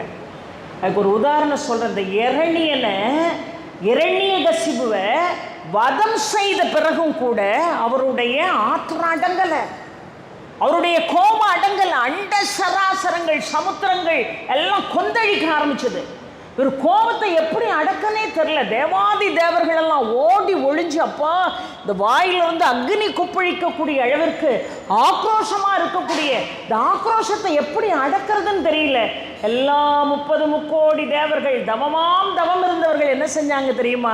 பிரகலாதா நல்லா இருப்ப, கொஞ்சம் நரசிம்மர்கிட்ட போய் அவர் எப்படியாவது சாந்தப்படுத்துனாங்க. எம்ட்டுக்கான பிள்ளைய இவ்வளகான பிள்ளையை சொன்னாங்க, நீ போய் சாந்தப்படுத்துப்பா, உனக்காகத்தானே அவர் இந்த உக்கிர ரூபத்தை எடுத்தாரு, அந்த உக்கிரத்தை உன்னால் மட்டும்தான் தணிக்க முடியும் பிரகலாதா, தயவுசெய்து நீ போன்னு சொன்ன உடனே பிரகலாதன் அப்படியே வந்து அவ்வளோ கோரமாக இருக்காரு. அண்ட சராசரங்கள் பிரளயம் வந்த மாதிரி அதிர்ந்துக்கிட்டு இருக்கு. கொஞ்சம் கூட கவலைப்படாமல் நமோ நாராயணாய நாராயணாய நாராயணாயன் வந்து அந்த அருமையான பெருமாளுடைய பாதத்தில் வீழ்ந்து 2 கைகளையும் கொண்டு அந்த குழந்தை பச்சிளம் குழந்தையினுடைய அந்த கைகளால் இந்த நரசிம்மருடைய பாதத்தை நரசிம்மா நரசிம்மா நாராயணா நாராயணா நாராயணான்னு அந்த குழந்தை அழுது கொண்டே அந்த பாதத்தை வருடியதான். பாதி உக்கிரம் குறைஞ்சுதான், மீதி உக்கிரம் குறையில. அதுக்காகத்தான் எம்பெருமான் சிவன் சர்வேஸ்வர ரூபம் எடுத்து வந்தார். நம்முடைய சமயத்தில் நீங்கள் எந்த தலைப்பை வேண்டுமானாலும், வைஷ்ணவ தலைப்பாக இருக்கட்டும், சைவ தலைப்பாக இருக்கட்டும், எந்த தலைப்படுத்து நீங்கள் பேசினாலும் 2க்கும் இடையில் ஒரு கனெக்டிவிட்டி இல்லாமல் இருக்கவே இருக்காது. இப்போ அம்பாள் வந்து தட்சனுடைய யாகத்தில் நடந்த பிரச்சனையில் அம்பாள் யாக குண்டத்துக்குள்ளே போனால் பாருங்க, அம்பாள் மாண்டு போனாள் என்று சொல்லி சிவன் ருத்ர தாண்டம் ஆடினான், கொடூரமான தாண்டவம். அப்பவும் அடக்க முடியல யாராலையும் சிவனை. கடைசியில் அம்பாளை தூக்கி வச்சுக்கிட்டு சுத்துன்னு அவனுடைய பிரேதத்தை தலையில் வச்சுக்கிட்டு சுத்துனா, வேற யாராலையும் அடக்க முடியல. நரசிம்மர் வந்துதா, இறைவன் பெருமாள் வந்துதா, கையில் இருக்கக்கூடிய சக்கராயுதத்தை வச்சு அம்பாளுடைய உடம்புல வீசி 51 பாகங்களாக விழுந்த இடம் தான் சக்தி பீடம் என்று சொல்கிறோம். அதே போல இங்கே நரசிம்மருடைய அந்த ஆக்ரோஷம் அழியலை. அதனால என்ன பண்ணார் பாருங்க, சிவன் சர்வேஸ்வர ரூபம் எடுத்தார். இது மிருகம் மனிதன் என்கின்ற 2 ரூபத்தோட சிங்க ரூபம். அவர் எடுத்த ரூபம் சர்வேஸ்வர ரூபம், மனித ரூபம், மிருக ரூபம், பறவை ரூபம், 3 சேர்த்து எடுத்தார். அந்த 2 பறவைகளுடைய ரெக்கைகள் தான், ஒன்று சூலினி, இன்னொன்று பிரித்யங்கரா தேவி. அந்த பிரித்யங்கரா தேவி மிகவும் சக்தி வாய்ந்தவள். அவளையும் சூலினியையும் கையில் வைத்து கொண்டு சிவ அம்சம் இந்த நரசிம்மருடைய உக்கிரத்தை தணிப்பதற்கு பாடாப்பட்டு தணித்தது என்று பார்க்கிறோம் பெரியோர்களே. ஆக அரியும் சிவனும் ஒன்று, அறியாத வாயில ரெண்டுக்கும் இடையில ஒரு கனெக்டிவிட்டி இருந்துக்கிட்டே இருக்கும், சிவனுக்கும் பெருமாளுக்கும் இடையில. அப்படி நரசிம்மருடைய உக்கிரமானது தணிந்தது. சரபேஸ்வர ரூபம் நேராக போனீங்கன்னா, கும்பகோணம் போனீங்கன்னா மறக்காமல் திருபுவனம் போகணும்.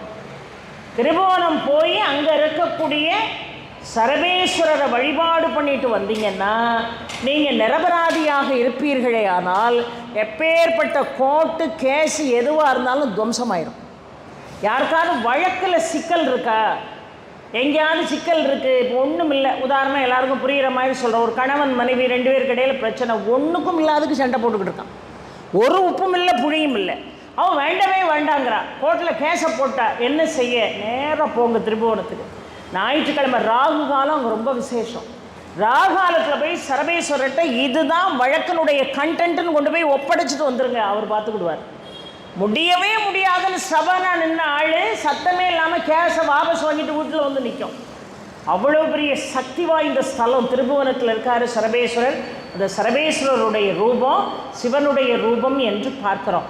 அவ்வளோ உக்கிரம் வாய்ந்தவர். ஆனால் லக்ஷ்மியை அழைத்தார்களாம் தேவாதி தேவர்கள். முதல்ல பிரகலாதனை நீ போய் பாருப்பான்னொன்னே பிரகலாதன் போய் தன்னுடைய சிறு விரல்களால் அவருடைய பாதத்தை வருடுனா, சரபேஸ்வர ரூபம் அவருடைய ஆக்ரோஷத்தை அடக்கிறதுக்கு முன்னாடி இந்த தேவாதி தேவர்கள் எல்லாம் பயந்து அப்பா லக்ஷ்மியை கூப்பிடுங்கன்னு. இப்போ லக்ஷ்மி வந்தால் அவர் சாந்தமாயிடுவார்னு லக்ஷ்மியை அழைத்தார்கள். இப்போல்லாம் இந்த காலத்துலலாம், அந்த காலத்தில் லக்ஷ்மி வந்தால் நரசிம்மர் சாந்தமாவாருன்னு இருக்குது. இந்த காலத்தில் வீட்டம்மா வந்தால் தான் ஆக்ரோஷம் ரொம்ப ஜாஸ்தியாயிரும். அவருக்கு தன்னால் தடிஞ்சாலும் தடிஞ்சிருக்குமே தவிர இவன் முகத்தை எப்போ பார்த்தாரோ கூட கொஞ்சம் ஆட்டம் ஜாஸ்தி ஆயிரும். லக்ஷ்மியை கூப்பிட்டு இவருடைய ஆக்ரோஷத்தை அடக்கணும்னு சொல்லி லக்ஷ்மியை கூப்பிட்டாங்க. ஆனால் லக்ஷ்மி வருவதற்குள்ளாக நரசிம்மர் சாந்தமானார் என்று நம்முடைய சமயம் சொல்கிறது. இப்போ கருடனை போலவே லக்ஷ்மிக்கு ஒரு ஏக்கம் இருந்ததா, ஆகா எல்லா ரூபத்தையும் பார்த்தோமே, இந்த நரசிம்ம ரூபத்தை பார்க்க நமக்கு கொடுத்து வைக்கலையே, எப்படியாவது இந்த ரூபத்தை பார்க்கணும், அதுக்காக அவர் திருப்பி நரசிம்மராவாக மாற முடியும், எப்படியாவது இந்த உக்கிர ரூபத்தை பார்க்கணும்னு நினச்ச லக்ஷ்மி எங்கே தெரியுமா வந்தா? அஷ்ட ஸ்தலங்களை நான் இப்போ சொன்னா இல்லையா, அதில் நாமகிரி என்று அழைக்கக்கூடிய அந்த நாமக்கல் ஸ்தலத்தில் வந்து அங்கே ஒரு கமல குளம் என்று ஒரு குளம் இருக்கிறது. அது முழுக்க முழுக்க தாமரை மலர்களால் ஆனது. தாமரை மலர்கள் பூத்து குலுங்கக்கூடிய அந்த கமல குளத்திலே வந்து லக்ஷ்மி அமர்ந்து கடுமையான தவம் செஞ்சாள். கடுமையான தவம் செய்தாள். என்ன தவமா? இந்த நரசிம்ம உக்கிரத்தை நான் பார்க்கணும், அது எப்படின்னு நான் தெரிஞ்சுக்கிடணும் அப்படின்னு கடுமையான தவம் செய்தாள். தவம் செய்து கொண்டிருக்கிறாள். இதற்கிடையில் என்ன நடக்குதுன்னா, நேபாளத்தில் இருக்கக்கூடிய கண்டக நதி இருக்கு பாருங்க, அந்த கண்டக நதியிலிருந்து சால கிராமத்தை எடுத்துட்டு ஆஞ்சநேயர் வராரு. சால கிராமத்தை எடுத்துட்டு ஆஞ்சநேயர் வராரு. சால கிராமத்தை கீழே வைக்கப்படாது. இப்போ யாராவது சால கிராம வழிபாடு இங்கே செய்கிறவங்க இருந்தால் அவங்க எல்லாருக்கும் நல்லா தெரியும், ஒரு சின்ன தட்டில் தான் அதை வைக்கலாம். கீழே தரையில் சால கிராமத்தை வச்சு வழிபாடு செய்யக்கூடாது. ஏன்னா இயற்கையாகவே சங்கு சக்கரம் தோன்றக்கூடிய அற்புதமான விஷ்ணுவனுடைய ரூபம் அந்த சால கிராமம். சால கிராம வழிபாடு செய்கிற வீடு ரொம்ப பவித்திரமாக இருக்கணும், அதில் ஒன்றும் மாற்று கருத்து இல்லை. எல்லாரும் வாங்கிட்டு வந்து உடனே பூஜை எல்லாம் பண்ணிட முடியாது. அந்த சால கிராமத்தை எடுத்துகிட்டு ஆஞ்சநேயர் நேரம் எங்கே வந்தார் தெரியுமா? இடையில அந்த சால கிராமத்தை வச்சுட்டு ஆஞ்சநேயர் ஒரு நிர்மலமான நீரோடையில் நீராடணும்னு நினைக்கிறார். இந்த சால கிராமத்தை தான் தரையில் வைக்க முடியாது. அதனால் சால கிராமத்தை தூக்கிட்டு வந்த ஆஞ்சநேயர் வான வீதியிலே வருகின்ற பொழுது அந்த நாமகிரியில் கமலக்குளத்தில் லக்ஷ்மி அமர்ந்து தவம் செய்யக்கூடிய காட்சியை பார்த்தாரு. நேராக லக்ஷ்மியினுடைய கைகளில் கொண்டு அந்த சால கிராமத்தை வச்சார். அம்பா இப்படி உட்காந்து தவம் பண்ணிக்கிட்டு இருக்கா, அவள் கையில் கொண்டு சால கிராமத்தை வச்சோன்னு அவளுக்கு தவம் கலைஞ்சிட்டு.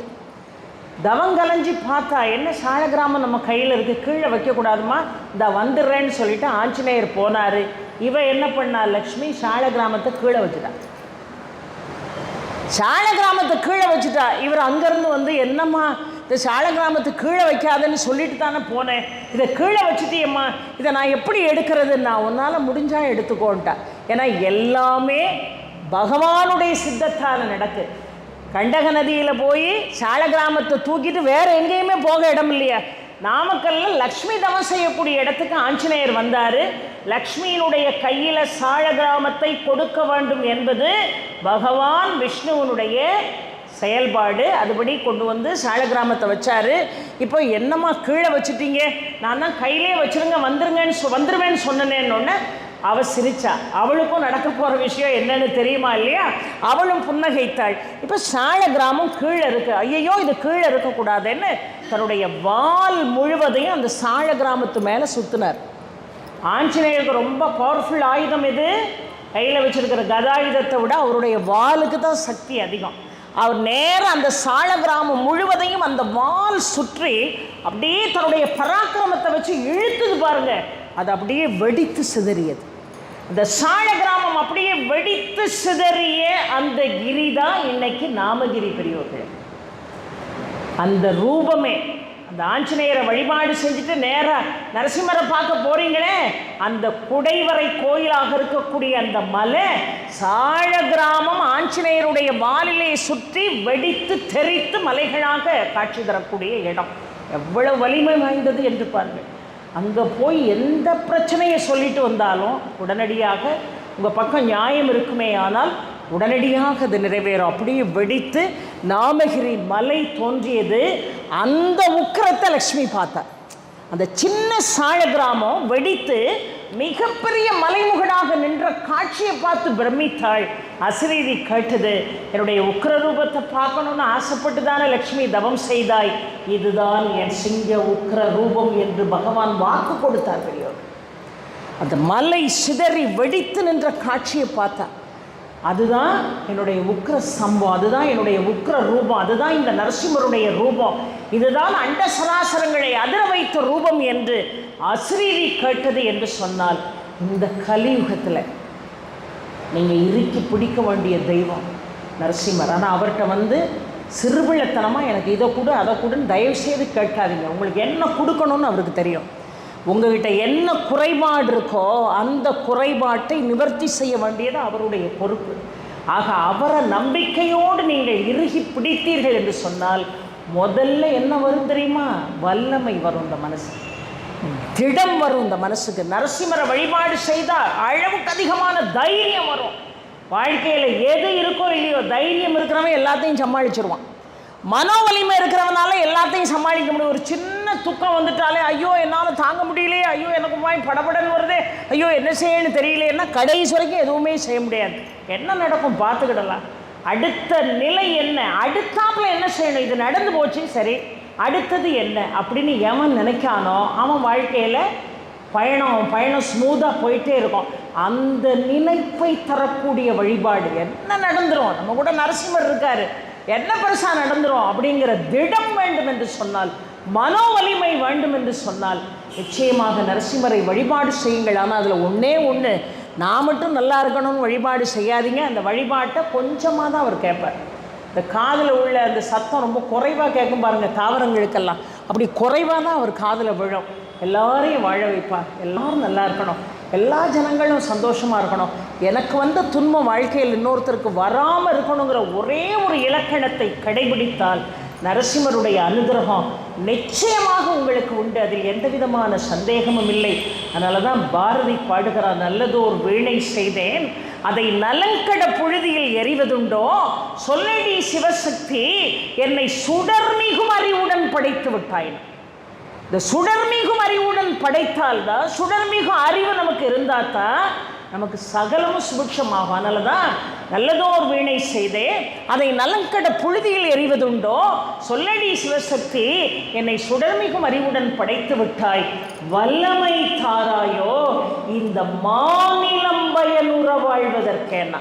வல்லமை தாராயோ, நான் நல்லா இருக்கிறதுக்கு நான் சோத்துக்கே கஷ்டப்பட்டவங்க எழும்பூர்லேருந்து திருவல்லிக்கேணிக்கு போகிறேன், ஒரு கருப்பு கோட்டு போட்டுக்கிட்டு போகிறான். சில பேர் கோட்டு போட்டவங்க கோட்டை கலத்த மாட்டாங்க பார்த்துருக்கீங்களா? சில பேர் வாக்கிங் ஸ்டிக் வச்சா தான் ட்ரெஸ் பண்ண ஒரு நிறைவு வரும். கோட்டை போட்டு போகிறோம், அந்த கோட்டு பூரா ஓட்டையாக இருக்குது, வெள்ளை நூல் போட்டு தைச்சிருக்கு.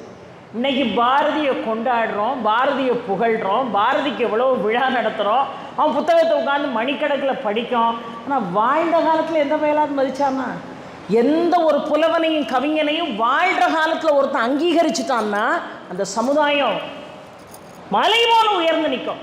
ஆனால் வாழ்கிற காலத்தில் ஒரு கவிஞனுக்கோ ஒரு புலவனுக்கோ அங்கீகாரம் கிடைக்கலன்னு வைங்க, அவனுடைய திறமை அத்தனையும் விழலுக்கிற தண்ணீர். அந்த வகையில் இந்த பஜனை சபாவுக்கு நான் ரொம்ப நன்றி கடன் பட்டிருக்கேன். வாழ்கிற காலத்தில் உள்ளூர் ஆள் ஒருத்தரை கூப்பிட்டு பேச வைக்கிங்க பாருங்க, எவ்வளோ பெரிய பெருந்தன்மை இருக்கணும். எத்தனையோ பேச்சாளர்கள் இருக்காங்க, எவ்வளவு பேச்சாளர்கள் இருந்தாலும் நம்ம உள்ளூரில் இப்படி ஒரு அம்மா இருக்காங்க, அவங்கள கூப்பிடுவோம் நீங்கள் நினைக்கிங்க பாருங்கள். வாழுகின்ற காலத்திலே ஒரு புலவனுக்கோ ஒரு பேச்சாளனுக்கோ ஒரு இசையமைப்பாளனுக்கோ ஒரு பாடகனுக்கோ அங்கீகாரம் கிடைக்கிறது சாதாரணமான விஷயம் இல்லை பெரியவர்களே. அந்த அங்கீகாரத்தை தரக்கூடியவன் யார் என்று கேட்டால் இறைவன். அந்த இறை நம்பிக்கையோடு நாம் வழிபாடு செய்தோன்னு சொன்னார், நரசிம்மரை இறுக பிடிச்சுக்கிட்டோன்னு சொன்னார், வாழ்க்கையில் நமக்கு கிடைக்காதது எதுவுமே இல்லை அப்படிங்கிறது தான் உண்மை. அதனால நீங்கள் வல்லமை தாராயோ நான் வாழணும், வல்லமை தாராயோ என் பிள்ளை வாழணும், வல்லமை தாராயோ என் பேரனும் பேத்தியும் வாழணும், அது இல்லை.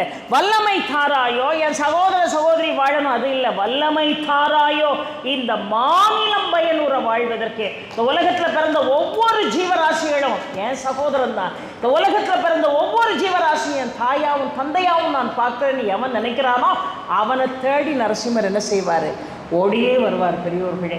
அந்த நரசிம்மர் தான் நமக்கு இந்த கலியுகத்தில் வல்லமையை தர முடியும். அந்த வல்லமை நான் வாழ்வதற்காக இல்லை, இந்த உலகம் சேமத்திற்காக அந்த வல்லமையை எனக்கு கொடுன்னு எப்போ நீங்கள் கேட்கீங்களோ உங்களுடைய குறைகள் எதுவாக இருந்தாலும் அதை நிவர்த்தி செய்வான் யாரு?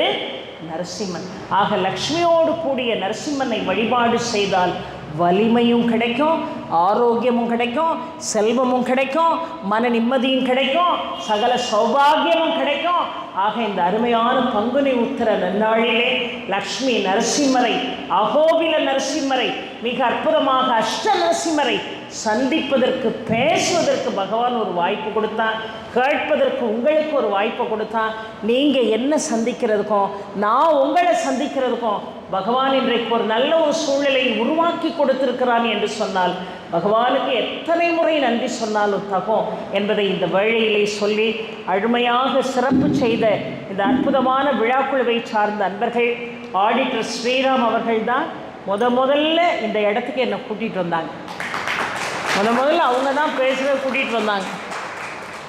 அது இன்றைக்கு வரைக்கும் அந்த நட்பு தொடர்கிறது, இன்னும் தொடரும். பகவானுடைய அனுகிரகத்தால் நாம் வருடம் தோறும் அவன் அனுகிரகம் இருந்தால் உங்களை சந்திப்பேன் என்பதை செய்தியாக இந்த வேளையிலே சொல்லி, இருக்கக்கூடிய ரங்கநாத சாஸ்திரிகள் ரொம்ப அழகாக பூஜை பண்ணாங்க, அவங்களுக்கும் என்னுடைய நன்றியை சொல்கிறேன்.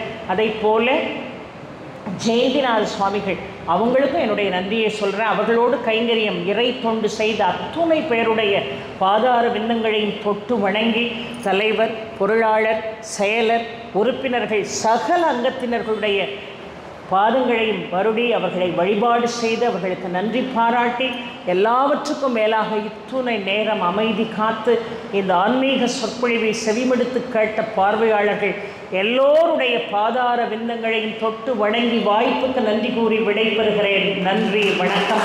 நாளை சரியாக உங்களை 7 மணிக்கு மார்தி மகிமை என்கின்ற தலைப்பிலே உங்களை நான் சந்திக்கிறேன் என்று சொல்லி விடைபெறுகிறேன். இடையில் ஒரு அருமையான டிகாஷன் காஃபி வந்தது. அடையப்பா அந்த ஃபில்டர் காஃபி டேஸ்ட் அந்த கைக்கு மட்டும் என்கிட்ட காசு இருந்தால், என்கிட்ட காசு இல்லை, அதனால தான் நானே கண்ணாடி வளையல் போட்டிருக்கேன். காசு இருந்ததுன்னா நிச்சயமாக ஒரு வைர வளையல் வாங்கி போடலாம்.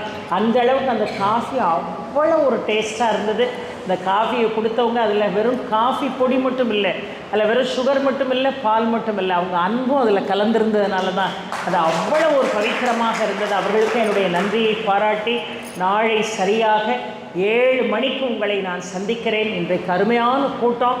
நாளைக்கும் நீங்கள்லாம் ஒத்துழைப்பு கொடுப்பீங்கன்னு நான் நம்புகிறேன். நன்றி, வணக்கம். உருவாய் அருவாய் உழதாய் இலதாய் மறுவாய் மலராய் மணியாய் ஒழியாய் கருவாய் உயிராய் கதியாய் விதியாய் குருவாய் வருவாய் அருள்வாய் குகனை ஆரிரு தடந்தோள் வாழ்க அறுமுகம் வாழ்க வெப்பை கூர்சை தனிவேல் வாழ்க குக்குடம் வாழ்க செவ்வேள் ஏரிய மங்கை வாழ்க யானைதன் அணங்கு வாழ்க மாறிலா வள்ளி வாழ்க வாழ்க சீர் அடியாரெல்லாம் வான்முகில் வழாது வேக மலிவழம் சுரக்க மன்னன் கோன்முறை அரசு செய்க குறைவிலாதுயிர்கள் வாழ்க நான்மறை அரங்கள் ஓங்க நற்றமும் வழி மல்க மேன்மைகொள் சைவநீதி விளங்குக உலகமெல்லாம் வெற்றிவே